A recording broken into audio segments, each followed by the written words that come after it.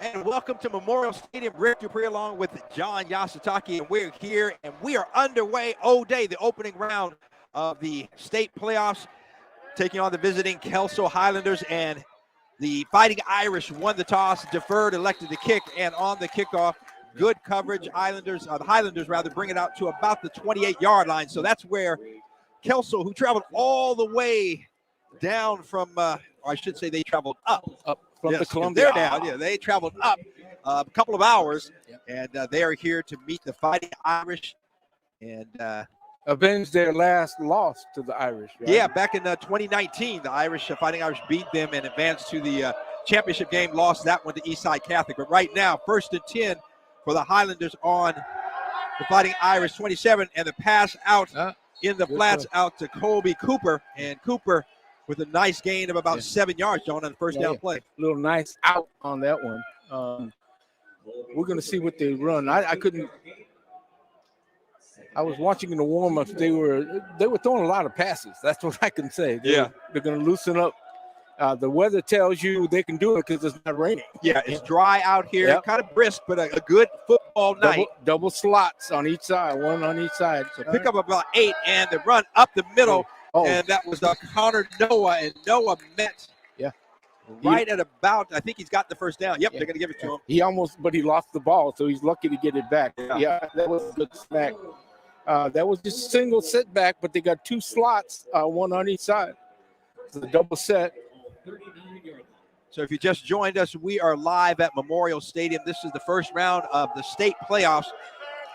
The O-Day Fighting Irish hosting the Kelso Highlanders. The Highlanders trying to make a drive here. The handoff to the running back. That is number 3, Connor Noah. And Noah kind of picked his way. Picked his way up for about 6 yards out to the 46-yard line. So actually we'll give him about 7. That'll make it 2nd and 3 for the Highlanders, trying to drive close to midfield. Did a good job. Got a direct handoff. They had a loaded backfield, and he picked his way through the line.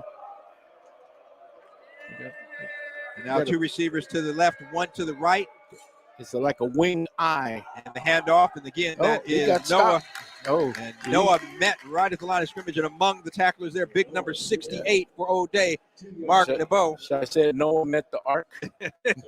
Well, let me tell you something. No gain. There was no gain on that one. No, when you run into Mark Nabeau at 6'4", 350, pardon my grammar, but you ain't going nowhere from there. Exactly. Yes. So give him about a yard, so it'll be 3rd and a yard to go. Ball's on the 48. Highlanders need to get to the 49 for the first down on their first drive of the ball game. Double right receivers. That snap. Hand off, and it's going to be close. It's going to be close. Connor Noah again on the right side. Yep. And some big bodies there for O'Day. And among them, number 58. That is, check that number. 59, I believe that was Henry Palou. And John, they're going to say it was short. Yeah, they're going to say it was short. I mean, what threw that off is it was a bad snap. The quarterback had to fumble with the ball before he handed it off. And again, timing is everything. Yeah. Timing is everything. So the Highlanders in what looks like it. They might do a quick kick or they might hand it off, and they hand it off. Second guy through. And, the pursuit on there. Oh, a great job by Connor Noah. He should have been stopped behind the line. Second effort there, and he's going to get across the 49 for the first down. Let's see where they spot it. I think I see a flag, too. There might have been a hold.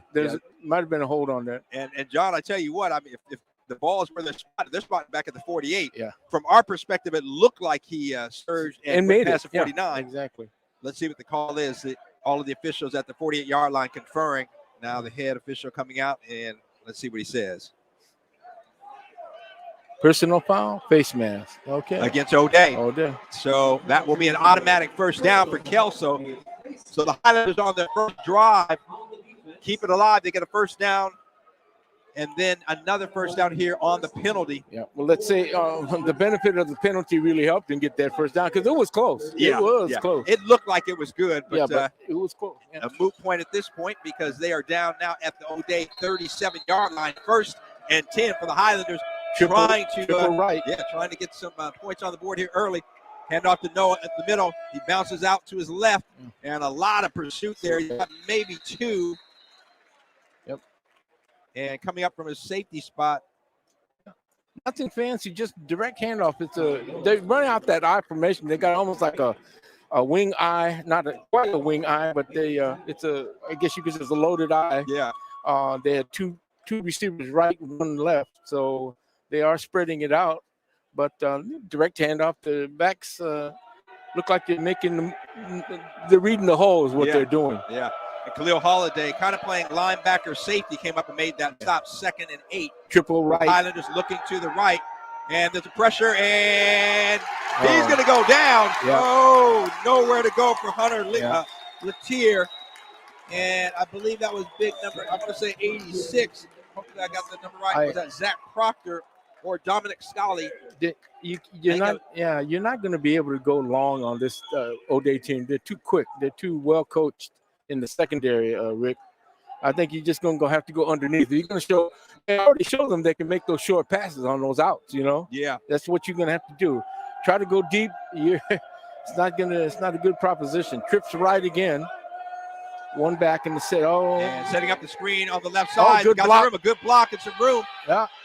Good run. That is a Zeke Smith all the way down inside the 20. Good play. Yeah, very well run play. John had everybody looking right, and then quarterback Hunter Latier looked to his left and had the screen there set up. There's Zach only one. Smith. Yeah, one defender there, and he got blocked. Yeah, and that's what opened it up. Good call. So it'll be 1st and 10 in that. The previous play, John, that was number 86, Zach Proctor. Okay. With the stop. Big sack. Yeah. Right now the Highlanders 1st and 10 on the O'Day 20, driving on their first offensive possession. Double right. Handoff up the middle. That's number 3, Connor Noah. Not a lot of room there. Maybe a couple of yards, if that. Again, their backs are looking, reading the hole. It doesn't look like they're going straight, like a straight dive or straight belly. They're looking. Yeah, they're trying to see where the opening is. Yeah, where the opening is. It's like an option running, I guess you could say. But and they're going to give him about 2.5 yards on that. So we'll call it 2nd and a long 7, short 8. O'Day's coming. And up again. Noah on the right side. He gets past the front line there, all the way down to close to a first down to about the 11-yard line. Let's see where they spot it. Connor Noah, 5'11", 190-pound junior running back. He's quick. He hit that hole pretty fast. He did that time, didn't wait for it. Right. And that was just a straight dive up the middle on the right side. Well, they teach you when you play running back, stop dancing. Yeah. Hit the hole, right? But, John, come on, I had to dance. Maybe I got to dance. All right, so that was a pickup down to the 11-yard line. It'll be 3rd and 1. Double right. Oh, bad snap. Oh. Rush and sack coming in. Bad snap. I mean, that. And that was number 11, Dwayne Camacho. With the sack came in. Camacho from his linebacker position. And that's going to take the ball all the way back to about the 19-yard line. That's, again, snap. Bad snap. That threw that all off. Yeah, Hunter Latier had to go down low to get the snap. And to tell you what, as he got the ball and looked up, pressure was coming. Yep. So 4th and 8, balls on about the 19, and the Highlanders are going to go for it. 3 receivers to the left, 1 to the right. It's left. They got one setback, and it looks like they're spreading it. And rush coming in. Oh, that was big man. Yes, indeed. They didn't even touch him. No one even tried to tell you what, him. When I say the big man, that was number 68, and 68 is Mark Nago, the captain, senior. 6'4", 350, and he got a hand on Latier and just brought him down with one arm. Right, the only hand that touched him was his own because nobody on Kelso's team blocked him. I mean, it looked like it was an opening, and he just came firing through. And it was no trick, there was no stunt. It was just straight, Yeah. He just overpowered the guy blocking him. So the Fighting Irish take over 1st and 10 on the 26. They run a 4. Handoff, dive is going to be about a 4-yard, 3-4-yard pickup. Kelso runs the even front. Looks like it's a 4. That was Georgios Koutsakis with the gain. And we'll give him about 3 yards out to the 29. So it'll be 2nd and 7 for the Fighting Irish. They got a little bit of size on the Kelso defensive line. I'm looking at their defensive tackle. He's all shifting over 66. He's a big kid. Yeah, number 56 as well. Got a Brady 4. Phillips, 6'3", 280. Oh, movement. They were looked like they were trying to do a stunt there, John. And they were moving and got caught. Exactly. They're running 4 on the front. So it's a front 4, and they got linebackers 4. So you can say it's a 4-4. 4-4. And they got one safety. So I guess you can say it's cover 1 because that's all they got is one safety. Yeah. Yep. So if you get by your guy. Yep. And the safety's on the opposite side of the field. Yep. O'Day should be looking at it. But the Fighting Irish and Kelso knows that. I mean, they're going to keep the ball on the ground for the most part. Although John Kohler has shown he does have an arm. Yep. So some movement and the handoff. And off the left side, cutting back. Right. He's still moving. I don't think they got him down clean. No, they didn't. Khalil Holiday, he has shown, again, Khalil Holiday only a sophomore. I checked that, a senior. Yeah. First down. But, he was still up. He was still upright. Okay. John, I'm trying to look at that number. Is that help me out? The 28 or 29? I can't tell. I can't. Let me see. Yeah, we'll see. We'll get that correct. 28. Okay. And Kotsakis up the middle. Right. And that was a first down on the last play. And then Kotsakis took it off the right side. Yeah. And a big pickup of about 6 yards on the first down play. Yeah, nothing fancy. Direct handoff, no counter, no faking. Just, hey, we're going to take this ball. We're going to run it down your throat. Stop us. But, of course, that's Monty's. Oh, yeah. that's an O'Day trademark. Exactly. Monty Kohler trademark. So John Stop Kohler, on quarterback. run. Pick up about 7, almost 8 yards. And the handoff to the eye deep back. Oh, now he's gone. And it's run. It's going to be a touchdown. Oh, he's going 53 yards.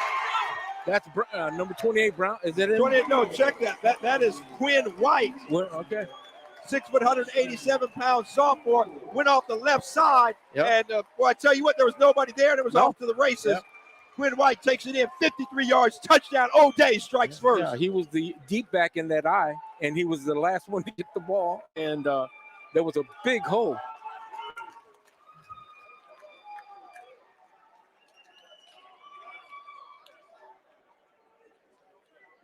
Again, nothing fancy, just a direct handoff to the deep back on that I formation, and he just blasted through that hole. Well, that's okay. I mean, they're not going to do anything fancy. They're just going to run at you. They're going to smack you, and you got to stop. Stop us. That's exactly the mantra. Stop us.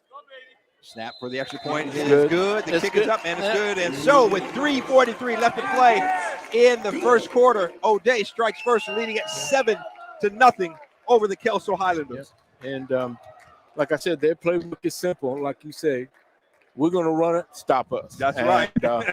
And then if you start crowding the line to stop the run, we're going to throw it. Yeah. So O'Day, again, just a typical O'Day drive, and the play popped there. And to tell you what, it was wide open for the sophomore Quinn White. And he's got some speed. Yeah. He shook loose, and that secondary couldn't catch him.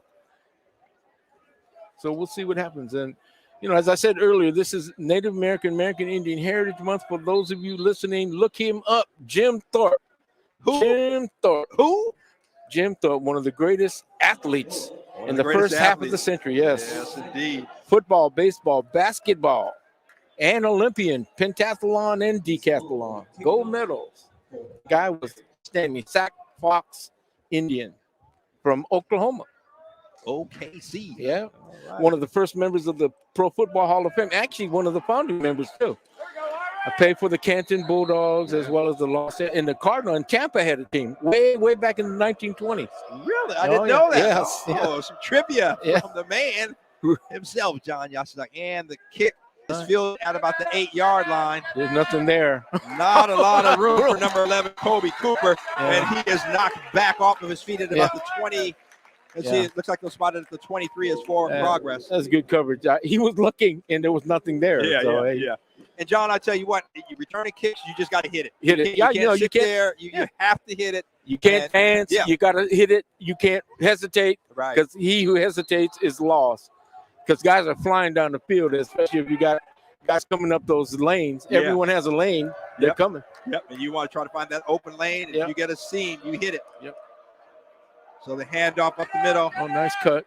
And I believe that was Kobe Cooper who just returned. No, check that. No. Number 14, forgive me. 14. That was Judah Calixte, maybe? Yeah, number 14. I hope I'm pronouncing the last name right. Calixte. Calixte, maybe? That's what I'll, if you're listening and I'm getting it wrong, correct me. Let us know. All right, so we'll just call it Kobe. Kobe with the trips left.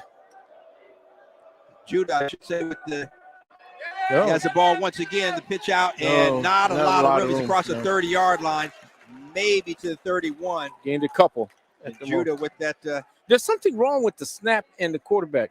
It just seems like he's not comfortable. It just. Well, he's going down really low. To take time. Exactly. Yeah. The problem with that is you're low, you got to come up. Right. That's time. Critical second. Yep. So pick up out to the 31-yard line. It's going to make it 3rd and 2 for the Highlanders. 2:30 left to go here in quarter number 1. So quickly played game. Yep. They got to move the ball. They've got to get this first down. They got to get out of the hole. You got 2 wide outs on each side, so 4 wides out. That time a good snap and a quick screen out to Tyler Hayes. Hayes gets on the outside. Yeah. And Hayes across the 40. Let's see, they're going to spot it right at about the 40. I think is where he went out of bounds. So first down for the Highlanders. So Highlanders have shown some variety here on the offense, John. A couple of good plays where running either screen or quick out. Quick outs, And they've had some success there. Yeah, but you're not going to beat these O'Day defenders deep. It's just it's not going to happen. Right. They're too quick. They're too well coached. So here we go. Double wide. 4 receivers out. Double wide on each side. Getting a bad snap. Latier looking to his left. Got a receiver. Nope. Incomplete. He was looking for Tyler Hayes. He almost hit that O'Day defender because they were right on top of each other. It looks like they were at a dance. They were dance partners. Yeah, and I believe it was Kyan McDonald, if I'm not mistaken, number 4 out there on the defense. I would have been, I'd say that's an ill-advised pass because the defender was right on him. Right, yeah. Because he got his hand on the ball. So incomplete. Double wides on each side again. One back in the backfield. Hand up the middle. And the ball's loose. It's on the ground. O'Day's got Fight for it. And O'Day's got it. Looks like O'Day got it. Yep. Looks like number 86. That is Zach Proctor with the recovery. They just dropped the ball. He just got it knocked out of his hands. Yeah, well, and that's the one thing. And you talk about being well coached. And on this sideline, you've got a couple of NFL, one NFL coach who coached all over the place, Al Roberts, former NFL player in Stafford Mays. And you better believe they're talking about tackle that football, rip it out. Rip it out, rip it out. And the defense did just that, a big turnover. So the Fighting Irish with 1:58 left to play in the first quarter with a 7-0 lead. They take over 1st and 10 on the Highlander 36-yard line. And Kelso's in that 4. They're in that standard 4-4. The handoff. And it's wide open. It's wide Jason open. Brown on the outside. He's got the sideline. And knocked out of bounds at about the 6-yard line. Flag. It's going to be out of bounds. I think so. Yep. And John, I struggle with that a little bit only because it wasn't a vicious hit. It knocked the guy out, and he was on. He was right there on the sideline. Yeah. So let's see if some of the other officials say, hey, let's pull the flag. Yeah. Nevertheless, a big run by Jason Brown all the way down to about the 5-yard line. It was that thing. He just took off, and it just opened up. Personal foul? Yeah, it is. Yep, and they're going to call it. So basically what the officials are saying, Jason Brown was on the sideline, may have stepped out. Hard to tell, and if you're a defender, you definitely didn't know. Yeah. But they are not going to have any leeway there. They call it a personal foul. Yeah. So that's going to move the ball to the 6-yard line. Half of the distance. Yeah. So I guess they said he stepped somewhere around 11 or 12. So they move it to the 6-yard line. It'll be 1st and goal, 1:50 left to go. Oh, full house. That's a full house tee. Yeah, it is. The old-fashioned tee. Double tight end. Yeah. And line them up. And off. Brown stutter steps now. Goes in the middle. He's across the 5. and down to maybe the 4. Let's see where they But spot it. four progress should be at about the 4. Yeah. But you haven't seen that in a long time. Full house tee, regular Right. old-fashioned tee. Right. Tee for a tight line. Everyone's toe-to-toe, heel-to-heel, you know. That's just mano-y-mano. Yeah, You got to exactly. move your guy out. Well, again, that's a Monte Kohler coach team. Oh, yeah. Stop us. So They opened it up now. They spread. They got eye back. but they still got the eye back. Yep. Receiver split wide to the right, one to the left. John Kohler barking the signal. Jason Brown in the back of the eye, gets the pitch to the right, cuts it up, man. He's going to be in there. Yeah. Touchdown. Yeah. 4-yard touchdown. Jason Brown takes it in. They nobody to leverage, nobody to he cut back inside and hey, touchdown.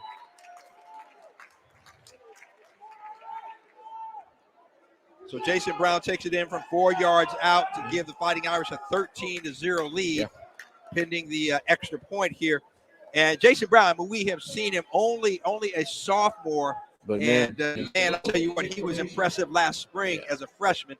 A guy who just makes good decisions, and he is hard to bring down. He's got speed. I mean, Kelso's at a disadvantage because they're playing the speed against O'Day, and they were looking for a sweep, and he cuts back inside. Yep. And they couldn't cover it because they're so worried about him making it on the outside.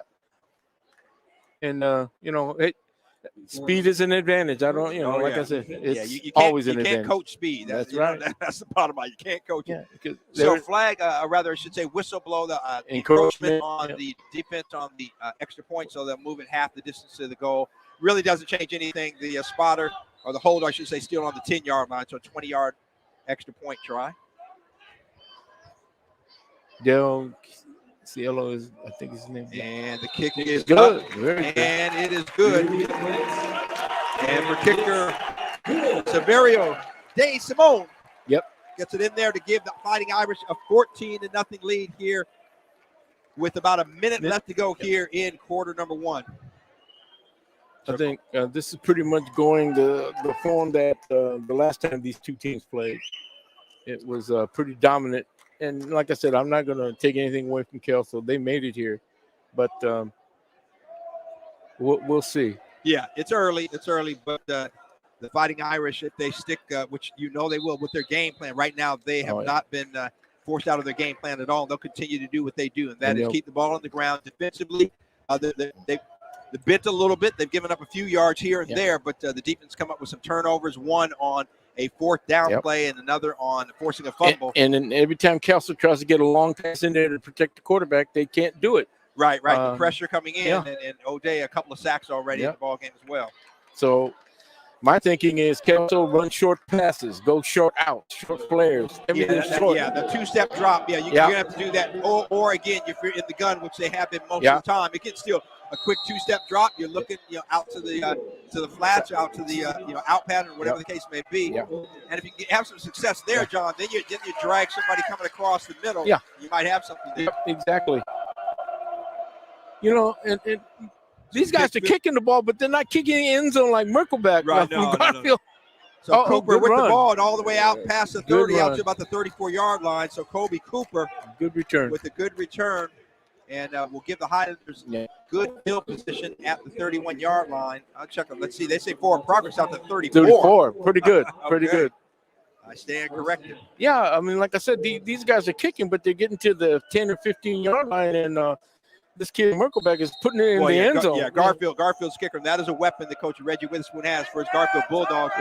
Merkelbach typically gets his kickoffs into the end zone. All right, here we got a pitch. So option out to number 3. That's Noah's got some room. Noah cuts it up. First down and then some across the 45, close to midfield. A little bit of speed there. So Noah, they're going to spot the ball at the 47-yard line. I know what Al is saying. Al is saying, "Where's your leverage?" There was nobody. There's no leverage out there. Look at Al. Look at Al. Al's we're talking about Coach Al Roberts. Look at him. He's looking around. He's barking at people. Yeah, because defensive line is his baby too, and I know what he's saying. No leverage, no contain. Bad snap. The pass out to the right, open receiver. Oh, you got him. And completed. Yep. And good pickup. That is a Reese Collins. Yep. across midfield to about the 44-yard line, so about a yard short of a first down.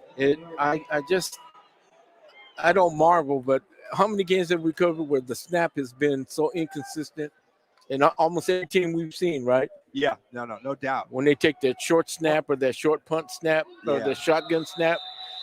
My thing is, you know what? Get the quarterback under center. Thank you. And get something that's a little more dependable. So, right. John, that's going to do it for quarter number one. O'Day leading 14-0, but the Highlanders driving. They're in O'Day territory, 44. We'll take a quick timeout here for the switch of the quarter. They'll change sides on the field, and we'll be back with quarter number two in just a moment. Daniel, do we have anything going on? Score-wise? We'll check with Daniel and see what else is going on here near halftime. But right now, we'll keep it right here, John and myself, and hope you're enjoying this coverage of round one of the playoffs. It is here. And stay tuned. We got a game on later on tonight. Eastside Catholic is playing. Yes, indeed. Eastside Catholic right here. So doubleheader right here at Memorial Stadium. Leon H. Brigham Field. Yep. And the Space Needle looking right at us. And again, John, you know I have a special connection with the Space Needle. We were both born in 1962. So. Yep, exactly. But kind of like you, it's got a point on the top of his head. But, you know, I mean. Hey. Oh, man. Jay Yeezy taking it there. All right. All right, second and one. Straight. Oh, and he got pressure. Deep, got a receiver, but it's going to be overthrown. Oh, I tell you what. And a good coverage out there by Kai McDonald. But I believe that was a Zeke Smith. And Smith had some room there. He had a step. Yep, but that was a hurry because the guy was getting pressured like you would not believe. Yeah, Hunter Latier had to get rid of it and just overthrew his receiver. So incomplete to make it third and a yard to go. Ball's on the O'Day 44. Got to get down to the 43. Yep. And again, want to remind you, if you are not watching the action, you can certainly see the stream. Lourdes Prim is on the camera, and you can check us out on either YouTube, Facebook, or Twitch. Go to the Rainier Avenue Radio page, and you can see the action now. The handoff, ball's on the ground, but a fumble. I'd rather put a whistle, I should say. I think illegal. Yes, illegal motion. Yep. Illegal procedure. So snap. Yep. And may have been a lucky play for Kelso. Yeah, because that ball was another turnover. Yeah, that ball was on the ground. So that'll be a 5-yard penalty back to the 49-yard line. So just like that, instead of a 3rd and 1, it's now 3rd and 6. That certainly changes the play caller. You just tuned in. I'm Rick Dupree along with John Yasutaki, Lourdes Prim, Daniel B., Jeremy Becker. They're all here. And we are bringing you coverage of O'Day and Kelso. State and the pitch out. And they got it covered. Nowhere to go and knocked out of bounds. That is Connor Noah. That leverage, that's force and contain. That's exactly what happened. That's going to be a loss back into Kelso territory at the 49. So to make it 4th and 8 to go. And a couple of plays ago where O'Day lost contain, I'm sure that Al Roberts had his foot up somebody's backside, and we saw improvement on that one. So forces the punt. It will be 4th and 8 to go. Ball on the 49-yard line. Deep for the Fighting Irish. Trying to see the number. I believe that is number 4, Kai McDonald, but I'll check that. Bad snap. High snap, and now the punter's going to have to run with it, and he's going to be stopped for a loss. That is Judah. Everything. Calixte stopped for the loss. Everything that could have happened wrong happened on that. The guys took off. There was nobody blocking him when that high snap came. Nobody there to help him, right? Yeah. So again, John, all 3 of the Kelso offensive drives, they've got some yardage, they've got some first downs, and then have ended in either a turnover or a play like this, a 4th down play where mistakes. Mistakes. So O'Day will take over 1st and 10 on the Kelso 43-yard line, leading 14-0. 11 minutes left to play here in the first half. Double set backfield. Straight handoff. Oh, my God. Right up the middle. That's number 29. Oh, my goodness. He's got some yardage there. Khalil Holiday hit that hole like a rocket inside the 30. It was just a straight handoff. Straight handoff. Simple stuff. Right up the gut. Simple, simple, simple. Dive or belly, whatever you want to call it, or blast. Yeah. Straight up. simple handoff, nothing fancy. Quarterback turns, what? We call that 9 o'clock. Yeah, Hand the ball. Hand the ball off. So first down to the Kelso 28-yard line. The Fighting Irish 1st and 10 from that point. They spread it now. Yep. The pitch out to Holiday. Holiday. If he can get around that corner. He's on the corner. One man to beat. He's got it. He's knocked out pretty of bounds. Pretty close. Yep. So Khalil Holiday. He got about. Looks like he got about 6. Pretty close. Where he's knocked out of bounds. Yeah. 1, 2, 3, 4. Yeah. And John, earlier I was saying the touchdown run, the long touchdown run, I believe was number 28, but I am wondering if I should be corrected. Was it Khalil Holiday? We'll get that corrected here. We'll find out at halftime. But right now, Fighting Irish driving a pickup of about 6 yards, close to 7, but now we'll call it 6 down to the 22. Yep. So 2nd and 4 for the Fighting Irish. Driving again, trying to add to their 14-0 lead. Backfield. Hand off. Jason Brown nice cut. Steps now, cuts out to his left. Opening. And they got a flag. I think it'll be a hold. Either a hold or a face mask. Yeah, one of the two. So let's see what the call is, but a hold right there at the end of the run. And Brown was close to the first down inside the 20 to about the 18. He made a nice cut. Yeah, he kind of stutter stepped, waited for it to open, and then he made the cut out to the left, to the outside a little bit. Let's see what, here comes the official. Face mask? Yep, face mask on the defense. You so called in that tackle, trying to bring Jason Brown down and inadvertent. So it'll take it down, the ball down to the 12-yard line. So again, just a 5-yard penalty from the spot of the foul. Again, if you don't hold on to it, jerk the neck, the head of the player, I believe, John, the rule is it is just a 5, it's unintentional. But nevertheless, it is a penalty. So first down back, and they got one back and they spread it. 10 to go.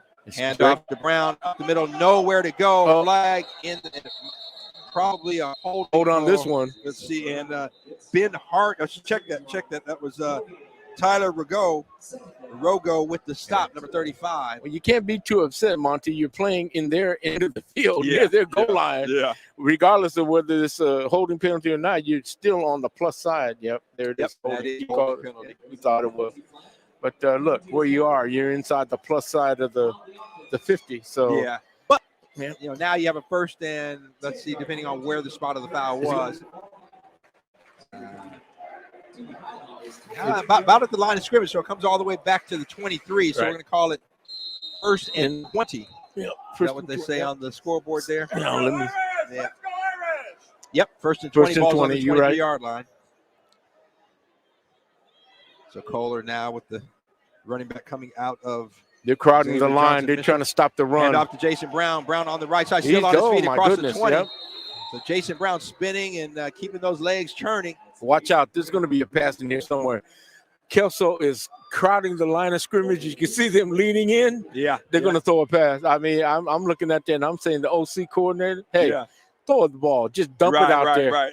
Because these guys are leaning in. They're trying to flex to get the stop on the run. They're crowding it. 2nd and about 17 to go. Gained about 3 on that one. See, they're crowding. They're coming up. And I think they blows. And looks like we have a timeout. Yep, O'Day calls a timeout. So we are here in quarter number 2. Yeah. The O'Day Fighting Irish leading the Kelso Highlanders by a score of 14-0, but driving right now, 9:13 left to go, John. And the Fighting Irish will be a 2nd and 16 to go. Ball is on the Kelso 19-yard line. So O'Day's got to get all the way down to the 3-yard line for a first down. But either way, they're on the plus side. Then, like we said, 70% of the time, if you're inside the 30, 20, et cetera, you're going to score most of the time. Yep. If they don't get a touchdown, they'll probably get a field goal out of this. But, again, you want to score and, kind of shut the door on this Kelso team. You want to put 7s on the scoreboard as much as you can, that's for sure. Yeah. As I used to say, man, hit him hard, hit him early, hit him hard. Yep. And leave. Then we can go to McDonald's after the game. Wherever we're going to go. Yeah. Y'all can eat at McDonald's. I ain't eating I know. Or maybe Burger King. All right, we stay away from all that fast food. I know. They got double back motion in the backs. I think the back moved too soon.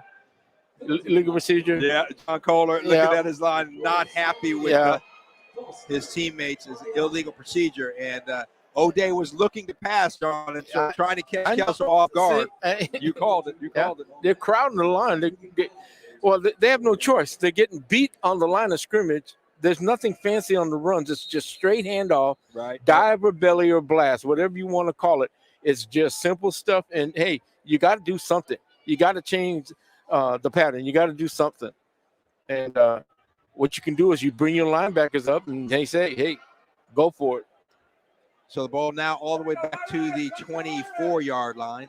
We'll make it they've got 7 guys. Yeah, they got 7 guys crowding the line of scrimmage, man. Oh, and John Kohler not happy. He's got to call another timeout.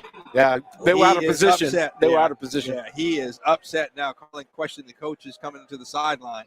Yeah. Well, I tell you what, Coach's son is livid right now. Yeah. Better be careful, though, man. That is Dad, as well as Coach. And they're compared to the other teams we've seen, they seem to get their plays in. They get the play called. They get the team break from the huddle. They get lined up, and they're not getting called for a delay game. Yeah, and last week we saw a lot of delay game and a lot of holding in the Garfield game. And I talked to Coach Reggie Witherspoon. He said, the official that they had is one that likes to get the game moving quickly, and his guys just weren't used to that. Right. So he said, basically as soon as that ball, someone tackles, the clock is running. It's running, right. And they just had a lot of trouble getting the play in and getting it off. And he said, my quarterback's got the plays on his wrist. Right. So something they'll work on. But I think something all of the schools have to work on. As you said, O'Day, very, very disciplined, doing a good job with that. Plays are in. They get the line up. They run the play. Got a 2nd and 21. I formation, deep set back. Jason Brown, the deep back. And they're crowding the line of scrimmage. They got 7 guys up there. And Kohler looking to his right. He's got a receiver open. He's wide open. Wide open. The pass is there. Touchdown, O'Day. Did I call it? John Kohler to Joe Gallagher. I said they're going to throw the ball because they were crowding the line of scrimmage. They had 7 guys up there. And so 24-yard touchdown pass. Yeah. Now you got some issues now, Kelso, because now they're able to throw the ball. You try to stop the run. You didn't do that. Now, because you were crowding the line of scrimmage, you gave up a pass, which is for a touchdown. So what do? You're going to have to do something. Change your game plan. You got to figure it out. You got to figure it out because this game will be out of reach in a hurry. 9:04 left to go in the second quarter. And the extra point is up, and it is good. And O'Day now leading 21-0. And great play calling. And John, you called it. Monty Kohler keeping the ball on the ground, but seeing that the defense of Kelso crowding the line of scrimmage. And just ran a little kind of crossing pattern. And Joe Gallagher was wide open, and John Kohler put it on him. Yep. And like I said, and give Kelso credit. They had to do something. They had to crowd the line of scrimmage, stop the run. And if you're going to crowd the line of scrimmage and stop the run, you're going to give something deep. And they did. And like I said, and O'Day's got receivers that are fast enough and quick enough to get upfield and run those vertical patterns. Yeah, absolutely. Yeah. So, this is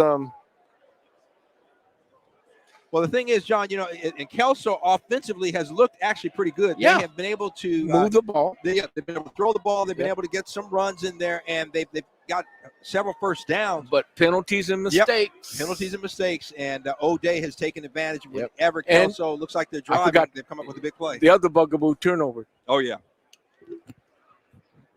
So with 9:04 left to go in the first half, game number 1 here at Memorial Stadium, O'Day, the Fighting Irish, leading Kelso by a score of 21-0. If Kelso doesn't change the pattern of what's going on in this game, it's going to be over pretty soon. Because we're almost going to be halfway through the second quarter, and Kelso has moved the ball. The short passes have worked. So the kick is low and trouble Sam, fielding. he finally gets it, and that is Tyler Hayes. Hayes looking for some room, and a lot of maroon jerseys there right about the 20-yard line. He's going to be brought down. They lost. That's a loss because he didn't get past the 20. And I was thinking, I was holding my breath because usually when the guy fumbles the kickoff and stuff, it leads to a big run. You see that happen because everyone relaxes. Right. They start focusing on something else. They don't stay in their lanes. But O'Day stayed in their lanes. Yeah, they stayed disciplined and made the play there. So Kelso will take over 1st and 10 on its own 20-yard line, trailing 21-0. And the pass out, and it's going to be blocked down and getting those big mitts up. That's the big guy getting number 68, Mark DeBow. Number 68 got his hands up. If you can't get the quarterback, put your hands up. That's and DeBow, senior, 6'4", 350, co-captain. He's a load. Yeah, he is a load. He's a load, man. One of 5 captains that they have on this ball club. And showing you what he's doing on the field. You could just look at him and see how much bigger he is than everybody else out there, man. He is a load. They got triple left. It's a screen. It's almost like a slip screen. Oh, good hit. And well played coming up. Yep. First was Jack Newsom and then Khalil Holiday. And it's going to be short of the first down out to about the 28-yard line. So to make it a third and about 2 or 3. Yeah, 2.5, 3. Yep. So I want to remind our listeners and our viewers, stay tuned. Keep it right here because this is the first of a doubleheader following this game. Stanwood and Eastside Catholic right here on Rainier Avenue Radio. And also, I want to remind our listeners and our viewers that if they like what they hear, they can support us. Go to Venmo, and I believe it's Rainier Avenue Radio at Venmo, and make a donation. We would appreciate that. Trips right, handoff, direct. No. And Judah. Got to run up. Got to go north and south. Going nowhere. Don't go east and west. Go north and south. And technically he was going east. He was going north and south. But this field being not the typical football field, obviously from end zone to end zone is north to south. This one's situated east to west. O'Day reacts too fast, and they scrape. They just spread. They just stretched it, and they try to stretch it, but they're too quick. O'Day, they scrape real well along the line of scrimmage. So that'll force a punt. And, when you talk about scrape, basically what that means is you just slide down. Right. And don't let the guy get past you. Right. And the kick bounces down on 40. Then it takes get on it. It took a great O'Day bounce. The ball hit on about the 41-yard line. And bounced 10 yards back. To the midfield. So the Fighting Irish will take over 1st and 10 on the 50-yard line. 7:17 left to play in the first half. O'Day leading at 21-0. Yep. I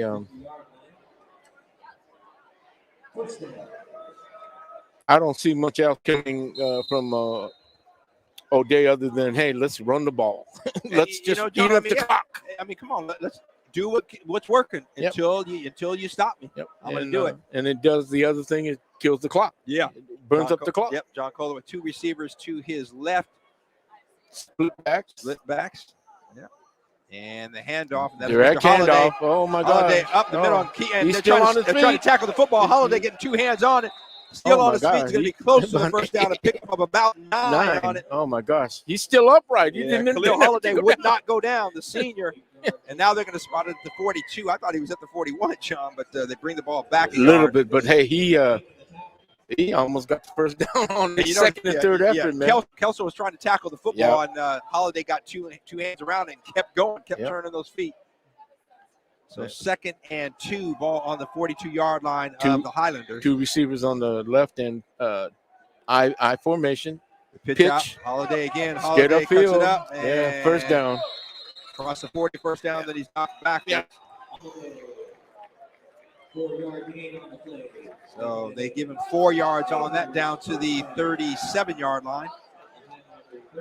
And more importantly, John, like you said, keeping the ball on the ground, so that means the clock continues to move once halfway through this quarter already, 6:31 pretty much. Yep. And that was just a simple short side of the field sweep, pitch. Right. Pitch and sweep. Yep. And now back in the eye back is the sophomore Jason Brown. So no drop off, I tell you, regardless who you have back there. Brown gets it on the right side, delays, and across the 35. Yep. And we're going to give him about 3 yards, maybe 4. Still a good pickup. He's still got a good pick. He was running backwards as a matter of fact. Yeah. Leaning down backwards. And they changed their formation. They did a trip right on the line of scrimmage, not spread. So you got a big blocking wedge right there. You know, you got 3 guys standing up. They can block right off that edge. And so we'll see what they do on this formation. It's going to be I. So it's going to be 2nd and 6, a pickup of 4. Yep. Pick up a 4 on that play, 2nd and 6. And direct handoff. Khalil to the left, now cuts back to the right. Oh, nice cut. Check that, Jason Brown. Forgive me. Pretty close to the first down. Actually, I think he got it. He made a nice cut inside. I mean, you know, with all that traffic, he still made a nice cut. And he's hard to bring down. No, he really is. And again, makes good choices. And so got the ball on the left side and didn't see a lot there, so kind of slid to his right. Yep. And picked up the first down. Cut up into the horn, down to the 26. So it'll be 1st and 10 for the Fighting Irish on the Kelso 26-yard line. Fighting Irish leading 21-0. 5-10 left to play here. And we're saying, and we're saying direct handoff, which means it's just a simple quarterback just turns around, hands the ball. Yeah. Nothing, no other fakes. So they got encroachment. There. Let's see. Encroachment. Yeah, I think it's encroachment. They're really getting antsy, Kelso. Yep, they are trying to get Stop a jump run on the ball. Yep. And it will go against the Highlanders, so 5 yards there. And again, trailing 21-0 with the ball inside the 30-yard line. You can't afford to give any yards, and they give 5 there, free ones. So O'Day will have a 1st and 5 at the 21-yard line. Yep. Again, watch out for the pass because they're going to start crowding the line of scrimmage because they can't stop the run. Right. Yeah. And they've got the one safety, like you said, in the middle of the field. Yeah. But they're trying to bring extra guys to stop that run. And that is certainly a recipe for disaster. 1, 2, 3, 4, 5, 6, 7. Out. Brown cuts it back. Nice cut. Brown spins inside the 20. Pretty close to 15. another first down. He's got another first down, I think. Yeah, pretty close. Jason Brown. Yeah, let's see where they spot it. Yep. And I think they're saying, let's see. Oh, that is so close. Yeah, they're not going to measure, though, it looks like. Let's see. 2nd and 1. Yeah, 2nd and literally inches to go. Yeah. I don't see how you can eyeball it, John, and not bring the sticks out there on that one. That's so close. Yeah, it was close. So John Kohler with the receiver out to his wide, to his right, one double to his left. wide, yep. I backfield, Jason Brown. Oh, I know what's going to happen here. Pitch out right. Jason Brown cuts it back. Now cuts it outside. Man to beat, and he's going to be knocked out of bounds inside the 10. And a late flag. I think unsportsmanlike, I think we're going to get. Yeah, I think Kelso may be getting a little chippy out there. Yeah. A little frustrated with the outcome so far. Yeah. Well, he's out at about the 8. So if this is a penalty against Kelso, it's going to be half the distance. Yeah, so take it inside the 5. Yeah, exactly. And that is exactly it. Personal foul on Kelso. Yep.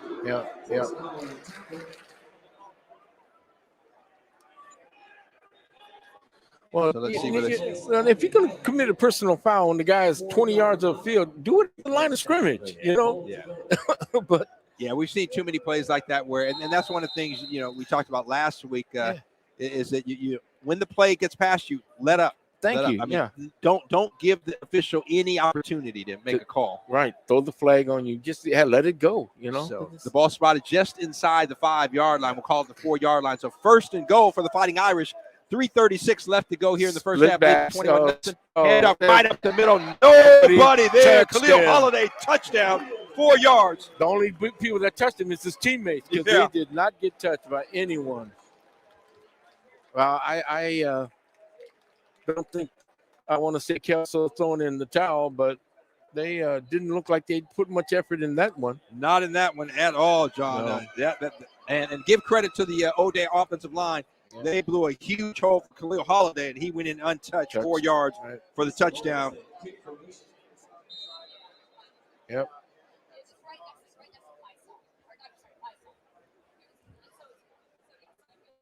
And, John, I'm thinking I may need to be, and the extra point is up, and it's good. That makes it 28-0. John, I'm thinking I may need to, we'll check it at the halftime, see if we can get it right. But that first touchdown, a long run by O'Day, I was saying that it was number 28, Quinn White, but we haven't seen number 28 in there. I believe it was 29, Khalil Holiday. We'll check that. Okay, yeah, but it's hard. It looked like 28. Yeah, 28, yeah. But again, I have not seen the 28 in there at all, and number 29, Khalil Holiday, has been in there. So I apologize if that was Khalil. We'll get that corrected. if that is the case, and give him the credit for that 53-yard touchdown run to open up the scoring tonight. And this is when you need the spotters. So, students, if you're listening and want to be a part of Rainier Avenue Radio, we do have a student internship program, and certainly could use some help out here, spotters and things of that nature. Lourdes Prim, Jeremy Beckwith, our interns out here tonight running the camera. And they will be here for both games. They're splitting the duties there. Vanessa Ewart Northrop, one of our other interns, not here with us tonight, but one of our 3 interns that has Yeoman's done a great job for us here at Memorial Stadium all season long. Invaluable. Plus, they have young legs because it's hard walking up and down these stairs, ladies. Interviews for us, running the camera, doing a lot. And so the kick, high kick down, is going to be fielded at about the 15-yard line, I should say. And, met by don't stop. Yeah, really. Do not stop when you're running back a kickoff. And I believe that was number 11, Kobe Cooper. And he kind of saw some maroon jerseys and kind of stopped, and that was the wrong thing to do. You do not want to stop. They smacked him good right at about the 24-yard line. Yep, it's mass. Mass is coming at you at speed. You can't stop. No. It's better to meet mass with mass or force with force. I mean, because you're going to take it if you stop. But again, I go back to a guy who I love, who I think delivered the blow as a running back better than any running back in the history of the game, and that's Walter Payton. He said it's going to be an explosion, and I'm going to initiate that. Right. I'm going to lay leather. So pass on the outside. And ball's out. And it's still down. And okay. It's still out on the 10. Ball is still out. And let's go. Oh, my goodness. So the pass out into the flats, and then on the tackle all day, knocked it loose. And I think the Fighting Irish have it. Let's see what they got it. They've got it. Yep. The Fighting Irish have it right around the 10-yard line. Oh, this defense is playing the game, John. Yes, they are. That was a simple one-on-one tackle, and they knocked that ball out. Yep. Again. O'Day doing a great job right now, the defensive tackling the football. Yep. And that is the second fumble lost by Kelso. In a bad position, too. Yeah, this one, O'Day has it just inside the 10-yard line. So with 3:05 left to play in the first half, leading 28-0, Fighting Irish will have it 1st and goal at the 9-yard line. Come on, Kelso, kids, get your heads up. Hey, you're still in the game. You still got a game. Yeah, you got a lot of football left to be played, but I tell you what, it's tough when you feel like you're being overpowered. And again, Kelso has played a decent game. We've had 3 or 4 mistakes: the turnovers, sacks on 4th down, the bad snap on the punt on 4th down, obviously. And so that's cost them. Pitch out to Jason Brown, cuts it in now, back outside, stiff arms one tackler to the ground. He's still on his feet. My goodness. And Jason Brown only about a yard gain on that. I tell you what, John, one of the better 1-yard carries we've seen in a while. From beginning to end, he was throwing it into bodies. Bodies were hitting him, and he was still moving forward. I mean, he's a hard guy to tackle. I mean, good gravy. Roll your hips, load her high, and wrap. Jason Brown, the sophomore, standing 5'9", 180. That's what they list him as. But he's a load, man.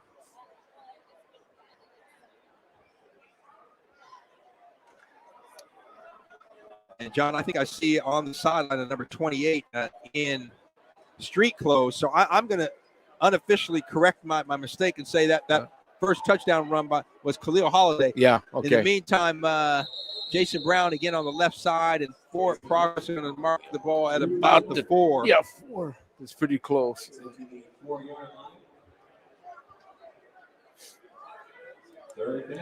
And again, they had a hard time bringing him down. He was running straight up the middle. Yeah, he is right in the heart of the defense.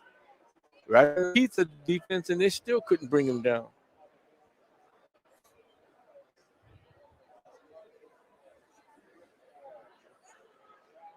Yeah. 3rd and goal on the 4-yard line, and the Fighting Irish trying to add to their 28-0 lead with only 1:30 left to go in the first half. Kohler rolling to his right. He's got a receiver open, and the ball is going to be knocked down deep in the face there by Kobe Cooper to knock it down.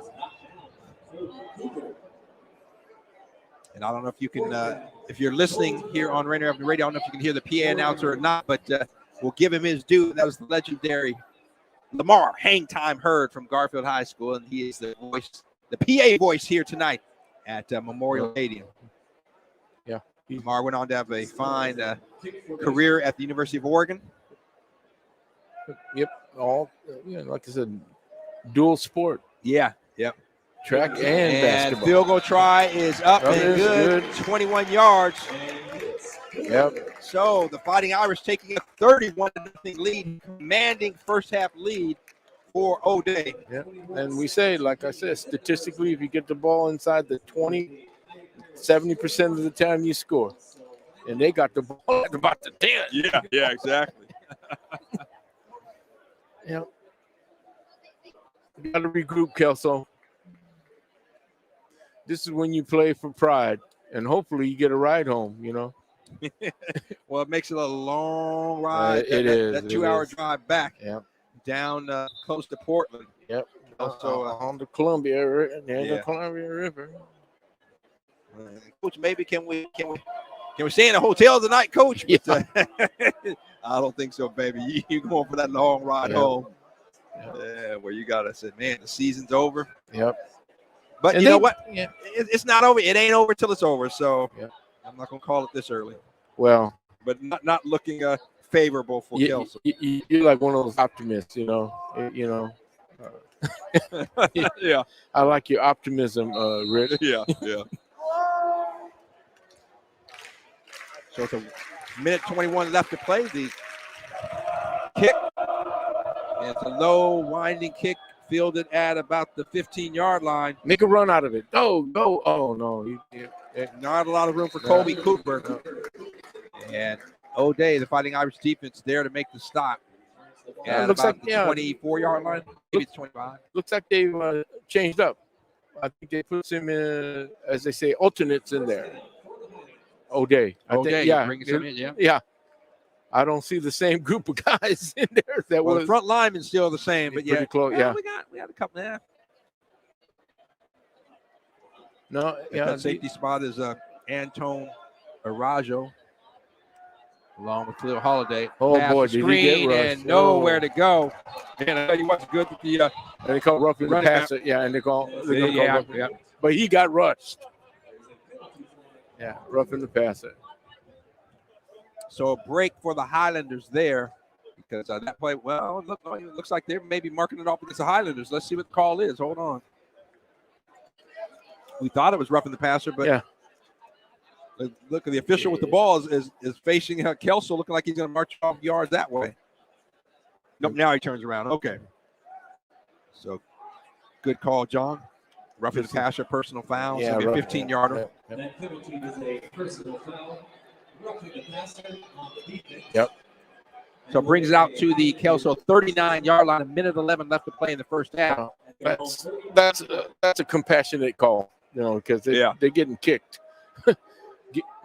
Let them save some face, as they say. 3 receivers to the left, 1 to the right. They're rolling. He's rolling. To his left. Yeah. Oh, no.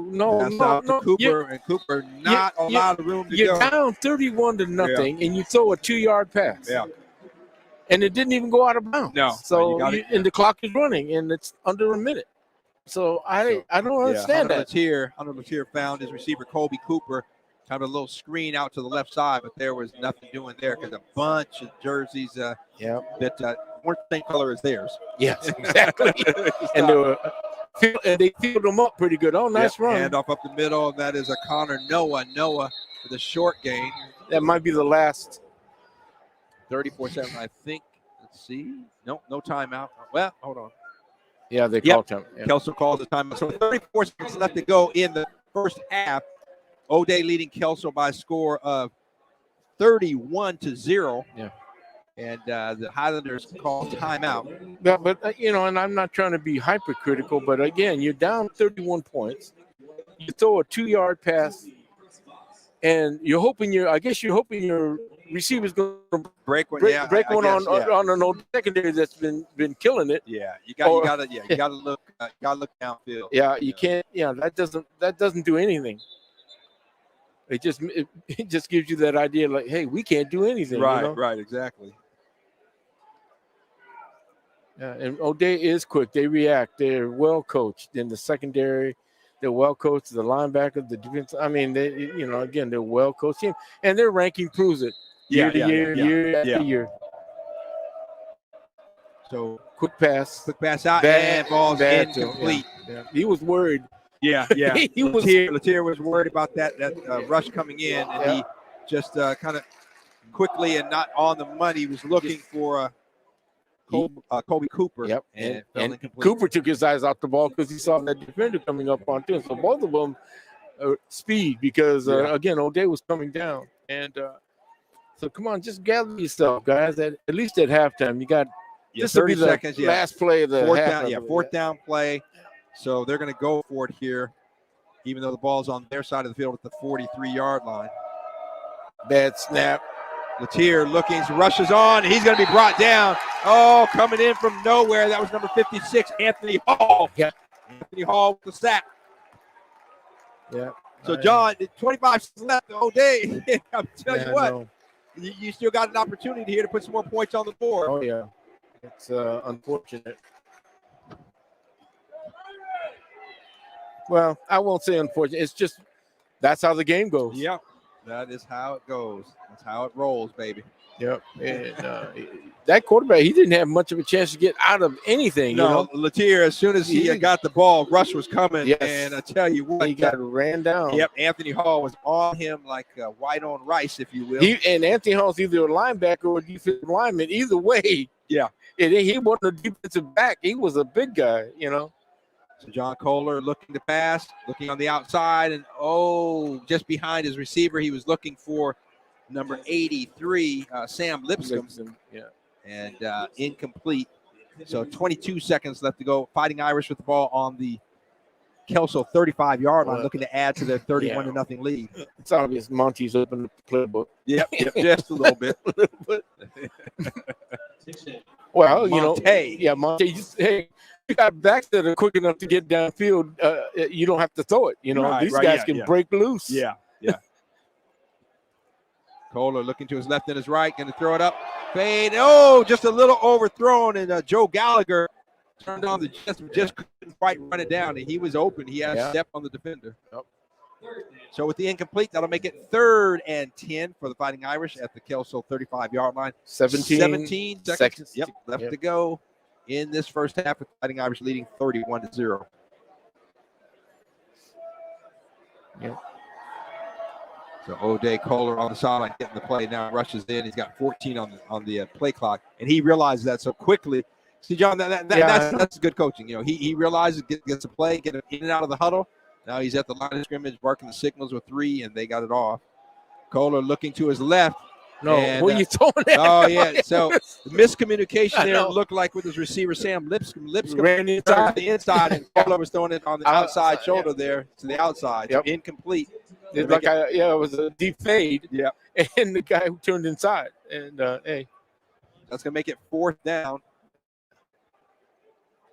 Again, it looks like Monty's pulled out, opened up the playbook.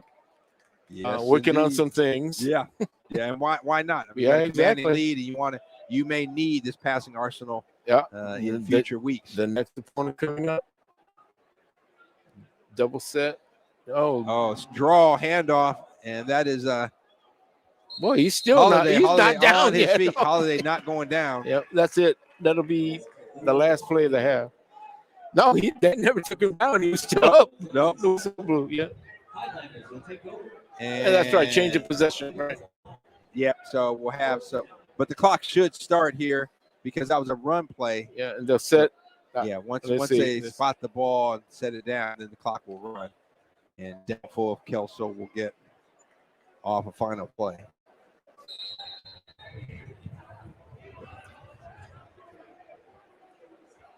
John, I'm looking for the clock to run. It's not running. So I guess on the turnover. No, I think on the turnover you get it resets in on the snap though. The clock starts.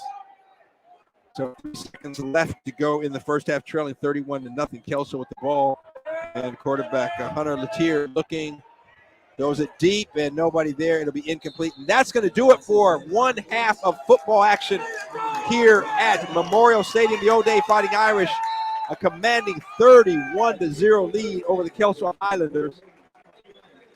Keep it right here because we are going to make sure we're going to bring you game number 2 following this game. And that is the Eastside Catholic Crusaders. And they are taking on Stanwood. And then, John, some more Metro League teams in action tomorrow. Yeah. Seattle Prep is at Yelm. That game at 1 o'clock. Also, Rainier Beach at Peninsula. And that's a 1 o'clock start. And then tomorrow night, 7 o'clock, Garfield travels down to, or I don't know if it's down, Marysville, Pilchuck. That's up north. That's up north, yeah. So they will go up north. Tough team, Marysville, Pilchuck. They've been up there in the rankings. Yeah, so that is. And then Rainier Beach is playing. Yeah, Rainier Beach is at Peninsula. Okay, that's across the river. Yeah, across the water. Prep is at Yale. Yeah. So those 3 Metro League teams in action tomorrow night in the first round of the playoffs. Yeah. And Metro League did very well. 5 teams, They did. So a lot of teams placed here in the playoffs. John and I are going to take a break. And we're going to give the headset over to Daniel so he can give us an update on what all is going on here in the action around the state.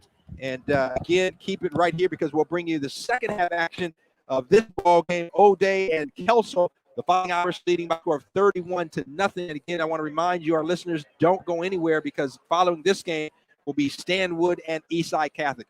Right now, let's go to Daniel, see what else is going on around the state. Yeah, thank you there, Rick. Here at the half, O'Day is just putting a whooping on the Kelso Highlanders.